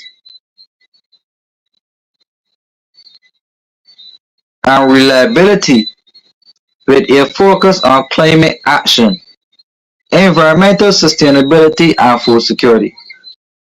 The specific objectives of the operations are to diversify Barbados's water supply sources and reduce water insecurity through the reuse of reclaimed wastewater and strengthen key sector institutions on water resource management, operational efficiency, monitoring, and gender mainstreaming. I don't know what gender mainstreaming is in water. So somebody should tell me what gender mainstreaming and what it got anything to do with water resources. So again, smart agendas, they're trying to sneak in smart agendas through the back door. Right? So these are the same narratives that were put forward in the Saudi Arabia National Water Company plan I just spoke to you about, right? Operational efficiency, monitoring, strengthening institutions. But what's most important here is that they're saying that they want to diversify our water supply by the use of reusing reclaimed wastewater. So, are you comfortable with the government building a plant out at the South Coast to clean that water, right? Clean that sewage water, right? Clean that sewage water and put it back into the aquifers for us to drink. So would you drink sewage water? Would you drink this sewage water that has been cleaned in this plant? Would you? So Barbadians have to buy that water and drink that water, and regardless of what you do, the smell and the germs that are in those types of water technologies, you are looking for an outbreak that will challenge the health of the people who consume that water over periods of time, right? So the government went ahead or is going ahead and borrowing. I just want to show you the title, the amount, sorry. The government went ahead and borrowed this amount.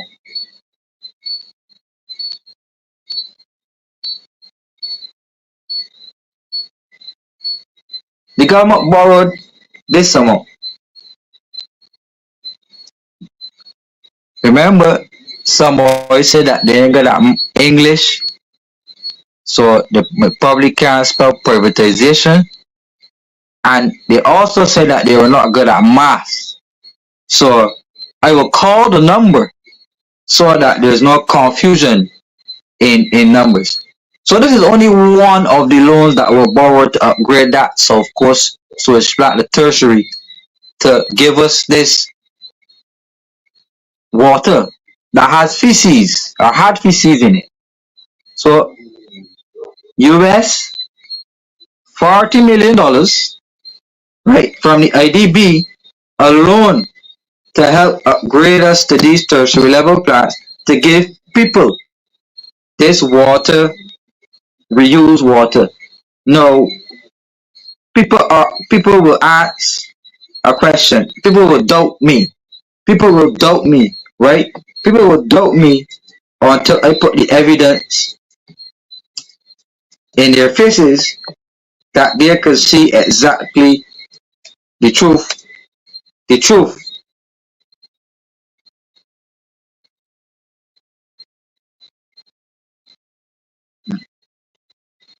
The truth about the intention to the sewage outfall, the pipe that is taking the sewage from the greenhouse swamp and other places, the pipe that is disposing the sewage is going out to the sea at Worthing.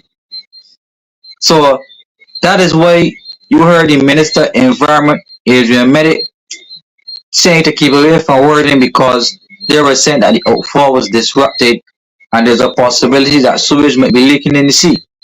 So they are going to claim, right? They are going to claim that in order to stop pumping out sewage out in the sea, they are going to build this plant and they will be building this plant to reuse this water to replenish the aquifers and for other purposes. Now, again, don't take my word for it. The legislation, right? The legislation that supports this water reuse in Barbados is called the Water Reuse Act, right? It's called the Water Reuse Act. The good water will be sold because the water is being monetized. So the good water will be kept back and sold for US dollars and for US currency, while you give Barbados the substandard water and the other water will be sold for foreign currency. That is basically it. So look at this.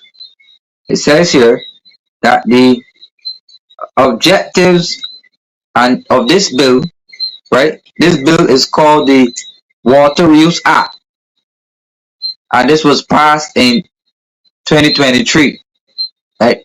This is called the Water Reuse Act, and it says this was passed in the Parliament of Barbados, people. And here's the date right here, right? 1, 2, 3, 4, 5, January, February, March, April, May.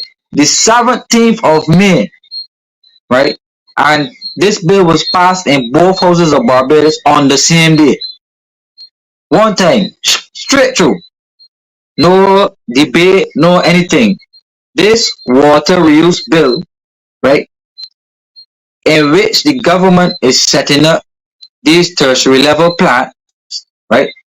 They're setting up many plants. It's not going to be one plant. There's going to be a plant at the South Coast Sewage Plant. There's going to be a plant at the Bridgetown Sewage Plant, right?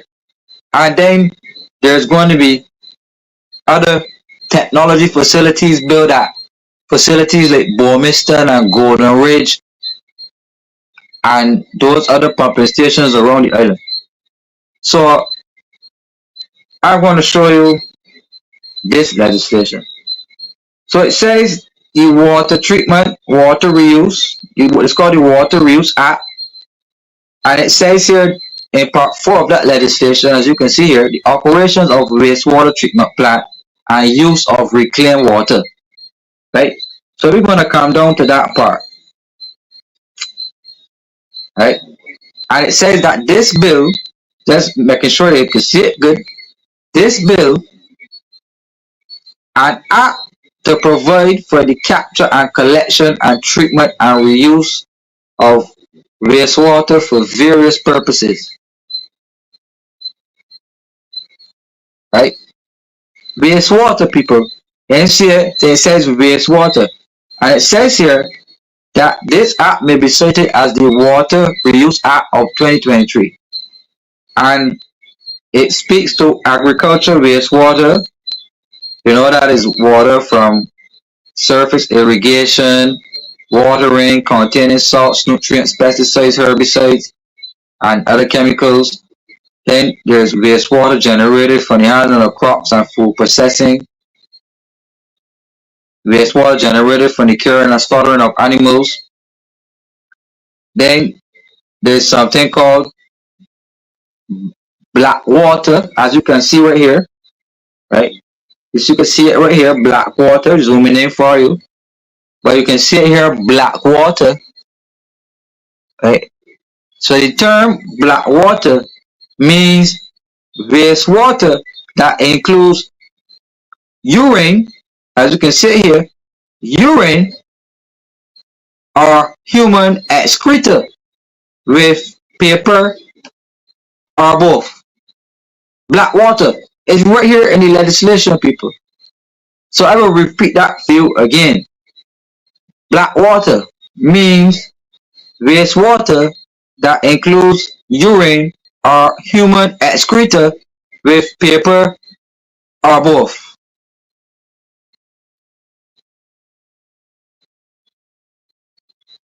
Right? Or both. So then it says here domestic wastewater. Right? Domestic wastewater. And then it says that domestic wastewater means black water, meaning water with urine or human excreta, and grey water generated in a household or other dwelling place. So whatever wastewater that you have coming out of your household will be considered domestic wastewater. So that could be water from the sink or the pipe or drain or anywhere you have water in. So it says here that grey water means wastewater generated from a kitchen sink, a shower, a bathtub, or wash basin, or from laundry in a house or other dwelling place, an office building, or a hotel or similar building. Right? So that even means that they'll be buying nasty water from hotels. They'll be buying this gray and black nasty water from hotels to put it through the plant to put back in our clean water aquifers. You believe that? Right? So it says here now that industrial wastewater will be toxic and non-toxic chemicals, compounds, and biological matter, whatever. So let us go down here, right? And the definition for reclaimed water means water collected from wastewater and treated or processed to meet specific water quality criteria for use by the public or in a manner which may affect or impact the public. Right? So you have to get a wastewater treatment permit to do this thing, by the way. So this is the entire industry these people are seeking to create, you know. So those are the wastewater committee. We don't want that. We don't want that.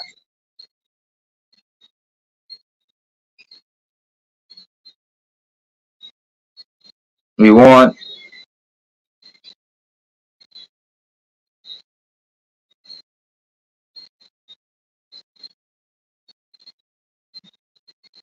ah right.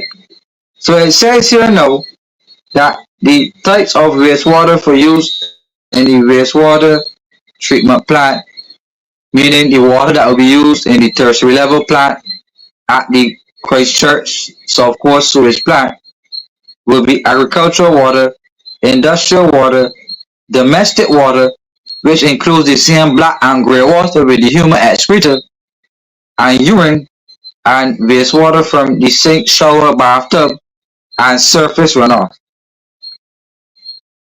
And it says that the use of reclaimed water for non-potable water, which is this is the water that you can drink, so there will be Not there's potable water and non potable water. The non potable, you can't drink that, right? So they are going to clean that up with the technology and the proposed uses they have for the non potable use will be the flushing water, cleaning it up outdoors, watering, irrigation crops, household gardens, ornamental plants, trees, green spaces, flushing and cooling equipment, recharging the groundwater, right? So they are saying that if we go back up, the use of reclaimed non-potable water, as let me zoom in here, the use of reclaimed non-potable water, right? Which is water that is non-potable. Reclaimed water, this is the jolly water that is non-potable, may be used, right, for recharging the groundwater. We drink the groundwater,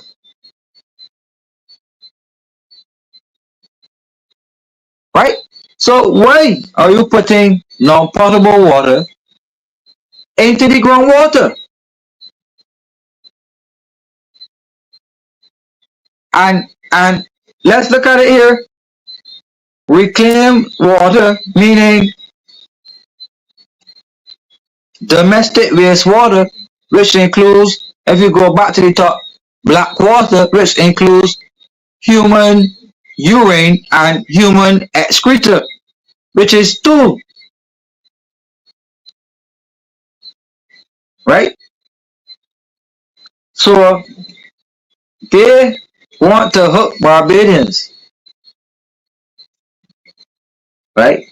They want to hook Barbadians onto this new type of water system, right? They want to put us onto this new.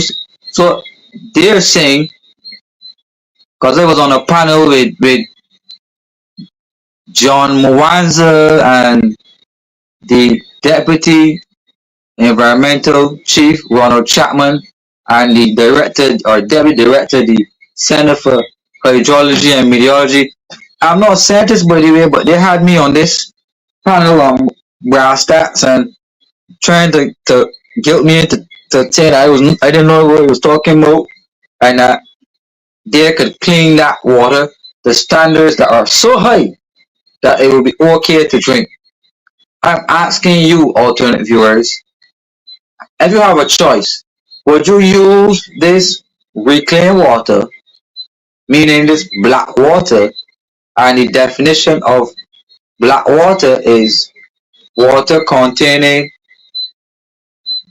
human urine and human excreta or both, and grey water, meaning water from your pipe, your sink, your bathtub, or anything like, and that mixture is considered to be domestic water, and they're saying that they could clean that and make it possible for us to drink. Would you do that? Would you trade our clean limestone water, the best quality water in the world that Barbados has, for domestic wastewater? Water that has stool in it and urine? This is the grand innovation for Barbados's water system, right? Do you need me to go through that again? Because I think I need to go through that again. I think I need to go through, I think I need to put those definitions back on the screen to show you that the government of Barbados is bringing a water management system to Barbados, i.e., this jobby water business, right? To say that this bill, right, bringing it back on purpose, right? This bill will capture the collection and treatment and reuse of wastewater for various purposes. Right? So when they come up again, you're looking for some definitions, basic definitions.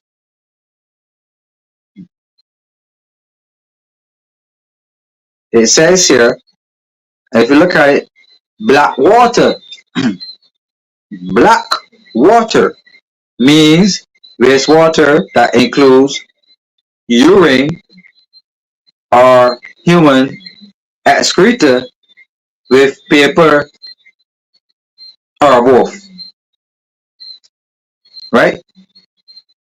And domestic water means black water and grey water generated in a house or other dwelling place, right?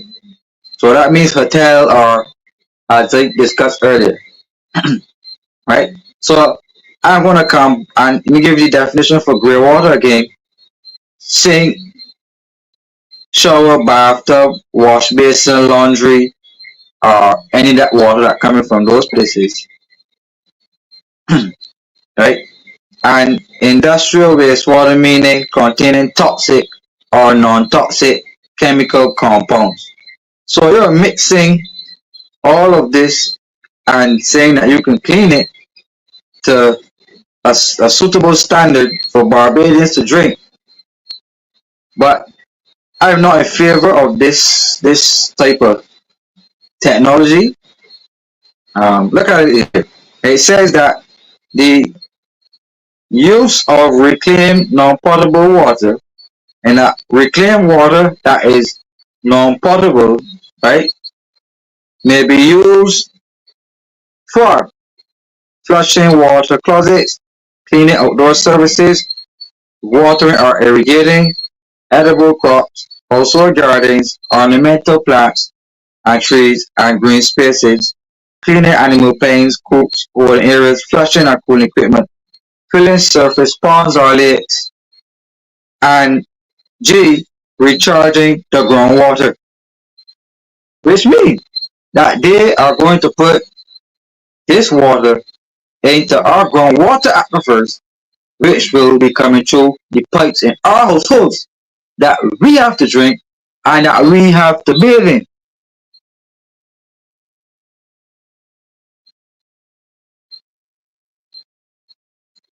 right? So just have to go back through that once more so that it seeps in to the minds of Barbadians as to what is happening in this country legislatively and this water management system, right? So let's look at it. The Green Climate Fund, right? I don't know if you guys know about the Green Climate Fund, but the Green Climate Fund in Barbados is managed through the Barbados Water Authority. And again, the same Prime Minister that said that Water Authority is not going to be privatized, but we all saw that was a lie. The Green Climate Fund is under the management of the Water Authority as well. And the Blue Green Bank was set up to operate also in conjunction with the Barbados Water Authority. So the water diplomat and saying that the Green Climate Fund reducing, reusing, and recycling water in Barbados as an adaptation measure, right? And it goes on to say here that the Green Climate Fund recognizes the urgent need for a comprehensive and innovative approach to water security. And it emphasizes, among others, its call to action that water resource management is a top priority sector in national adaptation plans and other regional climate adaptation plans. And in this context, the Green Climate Fund and the Water Diplomat are documenting and sharing a number of key projects that serve to highlight some of the bold steps that are needed to ensure water security in a climate or in a changing climate, right? So it says that the water diplomat was pleased to sit down with Mr. Kefoy Halliday, the he says CEO, but he's not the CEO, he's the general manager of the Barbados Water Authority to review and discuss several initiatives geared to build a more climate resilient utility as part of the government of Barbados' active thrust to make the island more climate proof. They focus on adaptation measures. One of the key recently approved projects is one with the Barbados Water Authority in partnership with the Green Climate Fund and with the support of the Caribbean Community Climate Change Center. And the aim of this project is to reuse, and recycle water as an adaptation measure in response to high levels of water scarcity and exposure to climate change. The project's costs are US 50 million, of which US 34 million are sourced from the Green Climate Fund, and the remaining 10.6 million is to be co-financed through a multilateral agency, and the project aims to impact 277,000 beneficiaries. I don't know who those will be. And it says that Barbados ranks as one of the most water scarce countries in the world, aha, with per capita water availability of 305 to 310 meters per capita per annum. And the country falls into the category of absolute water scarcity. Although the country receives a lot of rainfall, the land surface consists of porous limestone and therefore there are no perennial rivers, and water seeps into the underground aquifers through gullies and sinkholes. Therefore, more than 80% of its water supply is sourced from a thin lines of groundwater which overlies the salt water underneath. There are various competing demands for water, as 98% of the groundwater sources have been developed, and therefore, in many ways, the country has reached the upper limits of its supply capacity. In addition, climate change is leading to higher average temperatures, more frequent heat waves, and a decline in precipitation.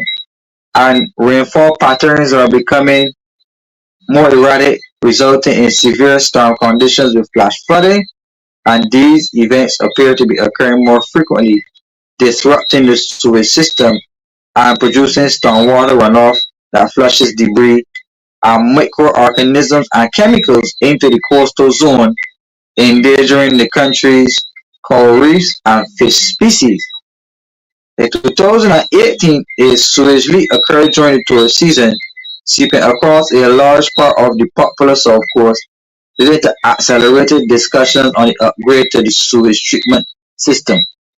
And in the context of a project that has been launched to reduce, reuse, and recycle water on the island, and in line with the principle of integrated water resource management, a stakeholder engagement process was developed in order to ensure that the project implementation process informs and responds to the position of different actors during implementation. The principal outcome of the project is the reuse of wastewater from the Bridgetown sewage treatment plant, both for the process's purposes of aquifer recharge and for agricultural irrigation to boost local food production. So the people in Chapman Lane and all the people in town will be getting this wastewater for sure. So the sewage treatment plant, they are saying, is to undergo an upgrade to a tertiary treatment system, and after which a 9-kilometer pipeline from the sewage plant will supply reclaimed water to support the irrigation development on a total of 235 hectares of land, benefiting 155 farmers as well as aquifer recharge through at least 6 infiltration wells. Right? In the parallel, The wastewater treatment plant will be provided with solar power in an effort to reduce the energy footprint in the installation and to pursue a low emission pathway for wastewater treatment. And Kifoy Holiday confirms the above and additionally highlights the project entails institutional development aspects such as training of the staff of the Barbados Water Authority concerning the management and monitoring of the upgraded treatment plant and the implementation of a risk management framework. And further, the program aims to facilitate the development of an enabling environment for the broadening of the use of water reuse as a water conservation method at the residential, agricultural, and commercial levels through examination and strengthening of legislation and regulatory requirements as required along with all available means of public outreach to change mindsets in general. So they're saying they want to change our mindsets about this thing, our water reuse. Right? So the people in the city of Bridgetown, be warned, as you were told just now,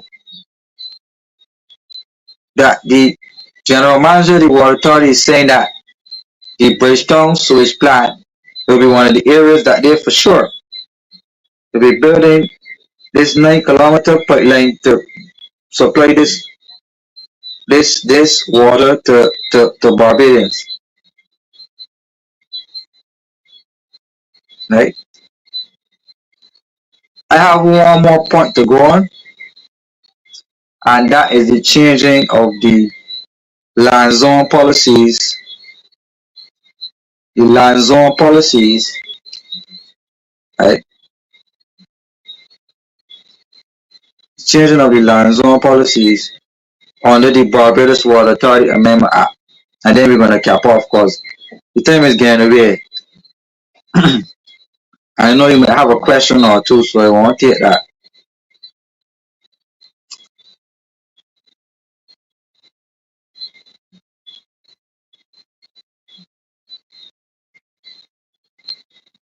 Water scarce.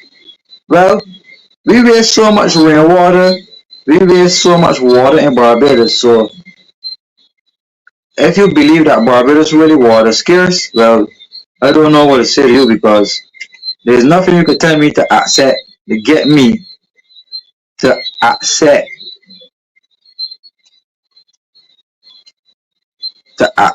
drinking this sewage. There's nothing you can tell me.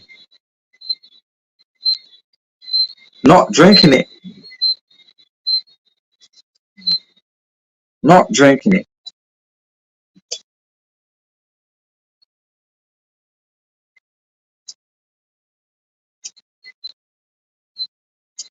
Hey. No, I have one thing here, but I'm trying to pull up something else now. Um, it was a government minister.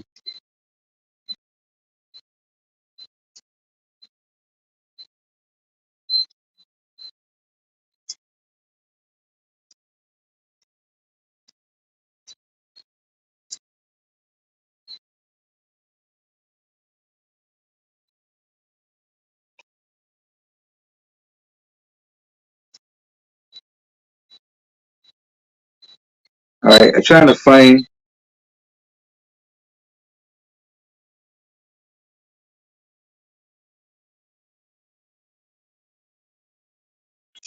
the. Oh, my Pedro, I don't know. I don't argue that there may not be some use for it, but I have not determined in my mind what I think could be a good use for using sewage water. I don't know how most international countries across the world dispose of this type of sewage water. I don't know if many of them use this system, but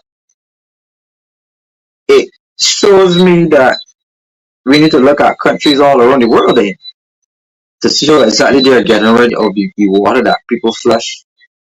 Because right now we're pumping it out to sea.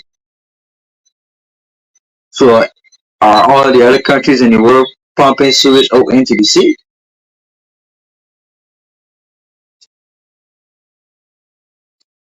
That's a strange one.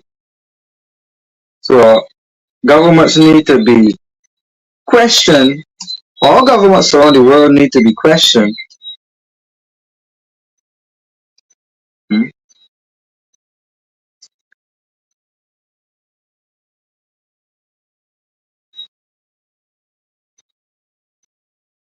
All governments around the world need to be questioned on how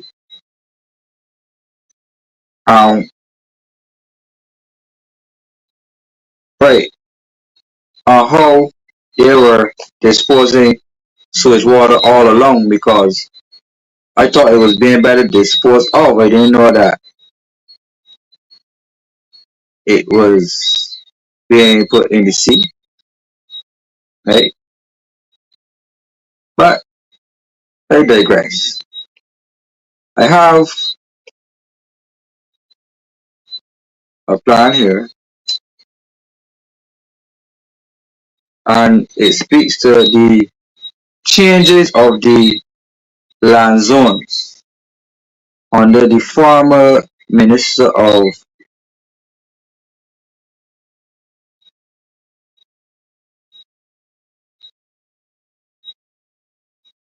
Water Resources. But there were major changes made to the Barbados Water Authority Act as it relates to, and the amendments as it relates to the land zone policies, right? So this minister here who was fired in the last cabinet reshuffle, this is the same minister who traveled to the Netherlands.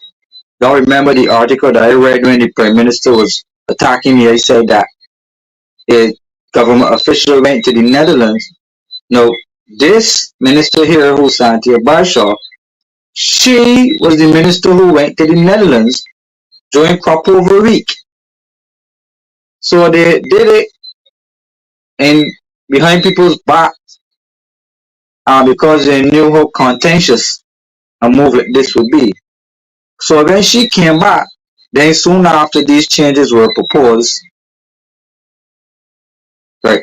These changes were proposed to the land zone policies.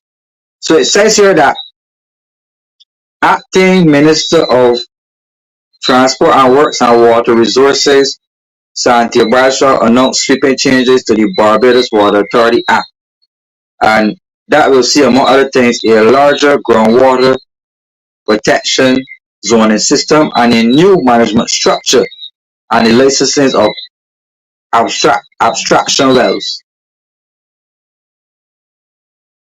Right? It says that we also included a grandfathering clause so that those persons who have existing structures in Zone 1 areas will be protected and not be prohibited from continuing to operate and live within those areas.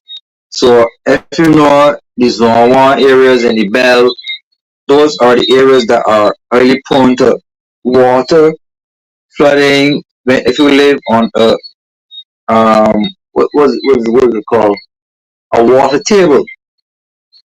Some of the largest water tables in Barbados are in Waterford, Waterford Bottom, which stretches across to the Bell Plantation, and a lot of persons out there by like Belmont School and those places were not allowed to dig wells because they live in a water table, which would have been classified as a Zone 1 area. So Zone 1 meaning that water is definitely around and you don't want to dig or disturb the environment too much because you run the risk of contaminating the groundwater supply. So you have squatter lands like those in Belleville, and then you have types like those in St. James North, according to Santia Bradshaw. So two of those areas you'll find out what was going to happen later. So they are saying that this announcement of the new groundwater system, right? we'll see a changing of the land zones from they discontinued the old zoning system, which would have been zone 1 to zone 5, and they changed that system from zone 1 to zone 5, and it now goes by zone A to zone F, right? To zone F. So what they did was to make zone 1, which is now zone A, much smaller, and they are allowing people to, you know, now build and do other stuff that they couldn't do before in zone 1 areas. But much to the government's credit and much to the, they are saying that you can build stuff well, but the government is intending to put a sewer system. So that area right behind this is in St. Michael East now. Is in St. Michael East now, right there behind Belmont School. There's a big sign put up there speaking about building a sewer system.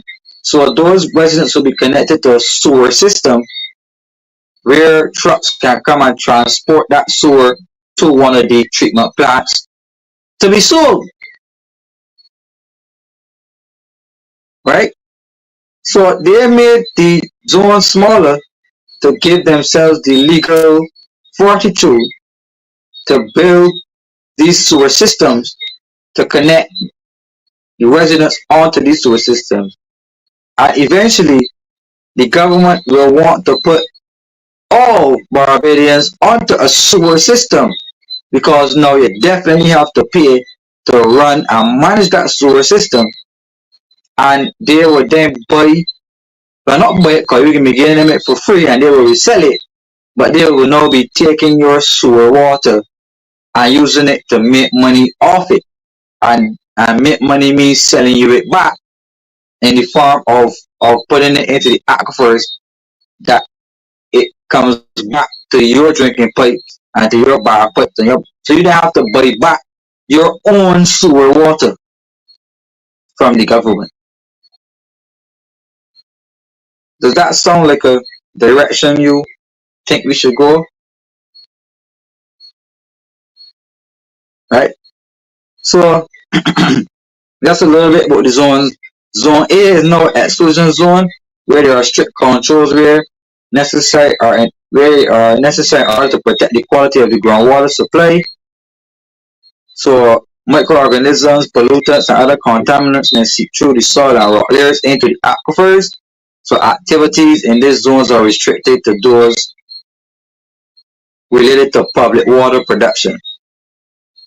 Zone B is a pathogen management zone where there are strict controls to enhance the protection of Zone A due to the specific time it takes to travel through that system. Zone C is the chemical management zone where strict controls are necessary.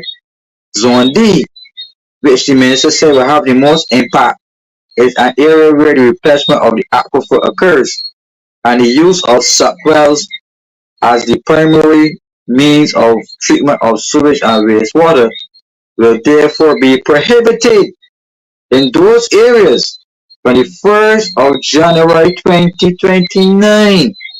So I just said it, people. And the former Minister of Water Resources, Santia Bashaw, is saying it, that they will restrict the use of suck wells on the 1st of January 2029. So in other words, we are giving people an opportunity to transition from suck wells to septic tanks because we appreciate that we cannot impose a burden in terms of the cost on persons right away, and we are working with the Ministry of Finance to be able to explore options that may be available to us in terms of being able to assist those persons who need to make that transition from having a well to a septic tank. And Bradshaw explained that Zone E is a non-recharge contributing area which has no specific restrictions unless restrictions are imposed under the Scotland District Authority Act or the Soil Conservation Act. And Zone F is the desalination zone, and this covers the area surrounding a well field used to produce brackish or seawater feed water for the process of desalination, where the strict controls are necessary. And that particular provision for desalination will not have been included before, and it has taken a little time to make the revisions because the team had to go back to the map and demarcate where the existing desalination plant is, but also look at where potentially we may have also in the future have desalination plants established as well on the island. So those changes have to be made to take that into account. Speaking on the change in the structure of the management of the Barbados Water Authority, Bradshaw explained that the post of general manager will be transitioned to that of chief executive officer, supported by a chief operations officer and a chief technical officer. And both positions have already been approved by cabinet. In addition, Bradshaw said the Underground Water Control Act has been repealed and a water and wells management committee has been created to deal with the licensing of water wells around the country. So I think I've said enough there.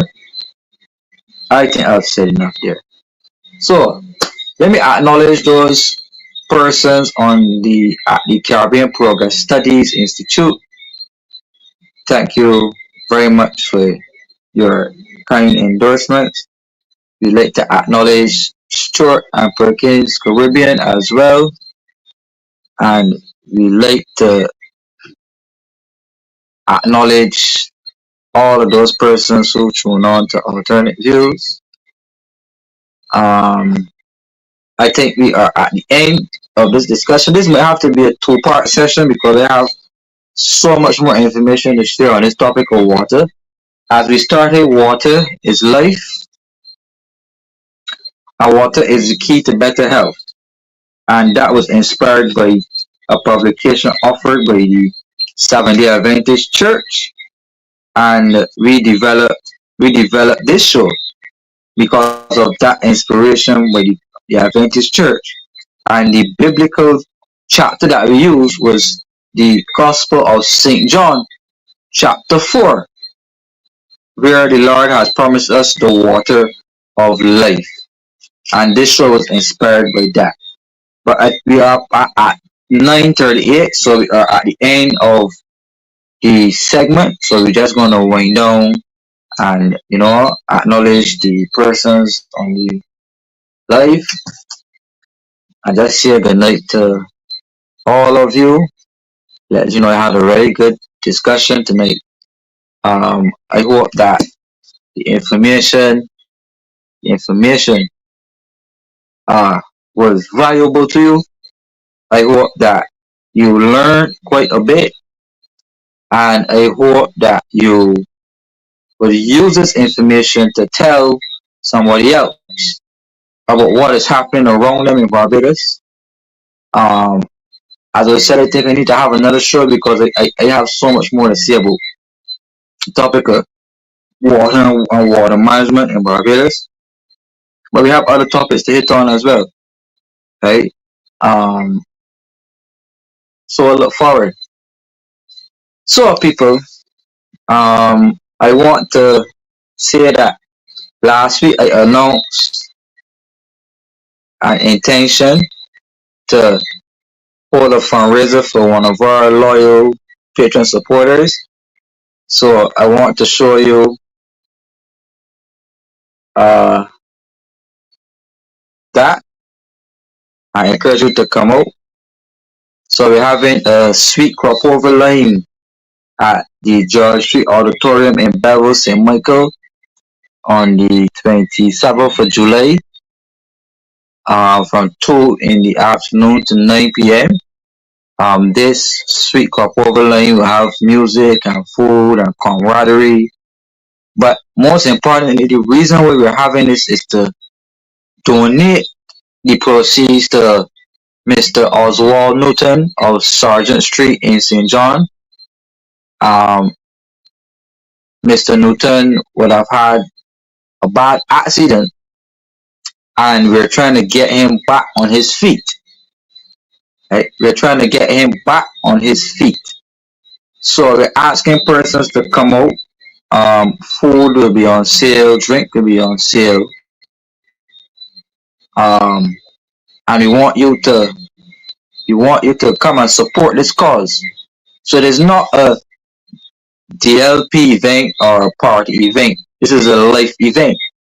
This is to help a friend. This is to help a brother in his time of need. And we're asking persons to come out to our suite, Crop Over Lane at George Street, Auditorium, Bevel, St. Michael on the 27th of July at 2 to 9 p.m., where we'll be celebrating Oswald Newton and making a conscious effort to help him to get back on his feet after that horrible accident that he had. So therefore, we're asking you to come out, share if you don't want to attend, but you can still make a donation. We can arrange for that as well. But Oswald Newton is our person here, and we definitely seeking to help him out, and we will love your assistance in ensuring that Oswald has persons to support him. So a music party is a lime. Come out and have some fun, and more importantly, um, let us celebrate. So I would have had a good weekend. I attended cricket, right? Um, and we had the picnic at Bath in St. John. I just wanted to show you one or two pictures from the picnic. Um, right, just show you one or two pictures on the picnic. We would have done the food there, and yeah, yeah, yeah. Yeah. But we'll show you another thing. We also attended cricket at Gore Hill playing field in St. John. Me and some comrades, colleagues. So here's a photo of me socializing at cricket, my favorite sport. I love cricket first and then football, but I love both. But cricket first and then football. So here was I at Gore Hill pasture in the community of St. John, sitting and here was I posing for the picture.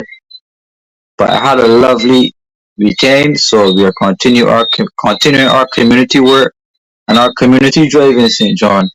And we're asking persons to come on out and support Oswald at the Sweet Crop Over Line, helping him to get on his feet. So I want to thank Stuart and Perkins Caribbean. We offer real estate services, we offer economic consultancies, political consultancy, and the like. So let us acknowledge Stuart and Perkins, and again acknowledge the Caribbean Progress Studies Institute, and most importantly for me to say good night. So thank you guys. Let me just acknowledge some of your comments. I'm seeing you drop Waldron.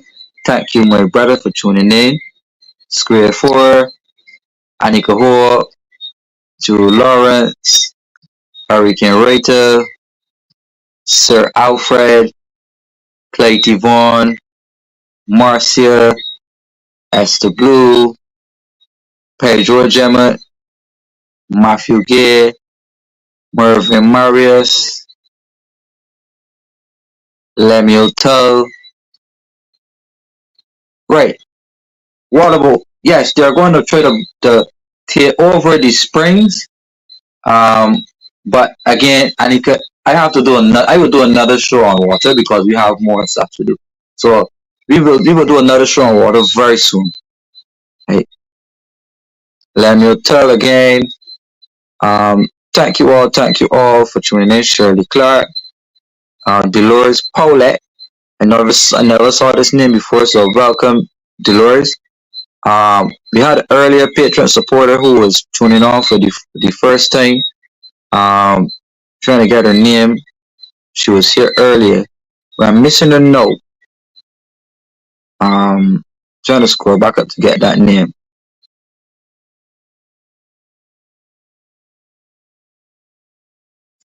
That is Raj the Snow. Yes, welcome Raj the Snow. Thank you for tuning in. Sandra Brewster, Joshua. Thank you for making comments. Pete Ware. I haven't seen Galbez tonight. I haven't seen Mr. Angel. Thank you, Judith Iron, for tuning on. Uh, Raul Agard. Thank you very much. The lady's name was Miss Lane, I believe. Miss Lane. I can't remember her first name. I'm trying to scroll back up. This was her first time on the show, so we're trying to just tell her thanks for coming. Rosemary Lane. Yes. So thank you very much, Rosemary. I appreciate it. So guys, thank you very much. I'm at the end of the show. We went on, we went on, we went on. You're at 2:46. You're actually 11 minutes over my time. So I will see you next week. Earlier, we have a very interesting program next week as usual. I know I've been promising to have some new persons on the show. So we're going to try to get at least one of them on next week. And let us keep alternate views rolling. So guys, tune into the Master Weeks program tomorrow as well, 7 p.m. Don't be late. The General Caswell Franklin is back. The usual Marcia Weeks, Dave Weeks, Pastor Ferdinand, Maxine McLean, and the others. So don't forget to tune in over there. Have a good night, Barbados. Have a good night, Barbadians. Have a good night, Caribbean. Have a good night, my Caribbean people. Have a good night, my persons in the international diaspora regions living abroad. Thank you very much. Thank you to my international audience, those persons who are not Barbadian, but make it a regular to tune in to Alternative Views. Thanks to the Caribbean Progress Studies Institute. A big shout out to Stuart and Perkins Caribbean for continuously supporting the cause. And we have another announcement, but we'll make that later. More community work. Yes. So thank you, Rosemary, for tuning in. We missed you for a bit, but thank you, thank you. We hope to see you next week again on Alternate Views. As it was your first time, we just like to hear from you. What you thought about the show? Just give us a thumbs up, thumbs down. Just give us a quick indicator, and then we are out of here. So as soon as we hear from Rosemary, as you can see in the background, the flag, Barbados, and this is all in support of Alternate Views, the book. And I thank you all, loyal Patreon supporters. I appreciate each and every one of you for coming on to the program. So I was waiting for Rosemary to give me a thumbs up, but not seeing her, so we'll get her in next week. So thank you, Square 4. Good night to all alternate viewers and fans and followers. So good night to you and have a special night. Love you all, and I will see you next week. Bye.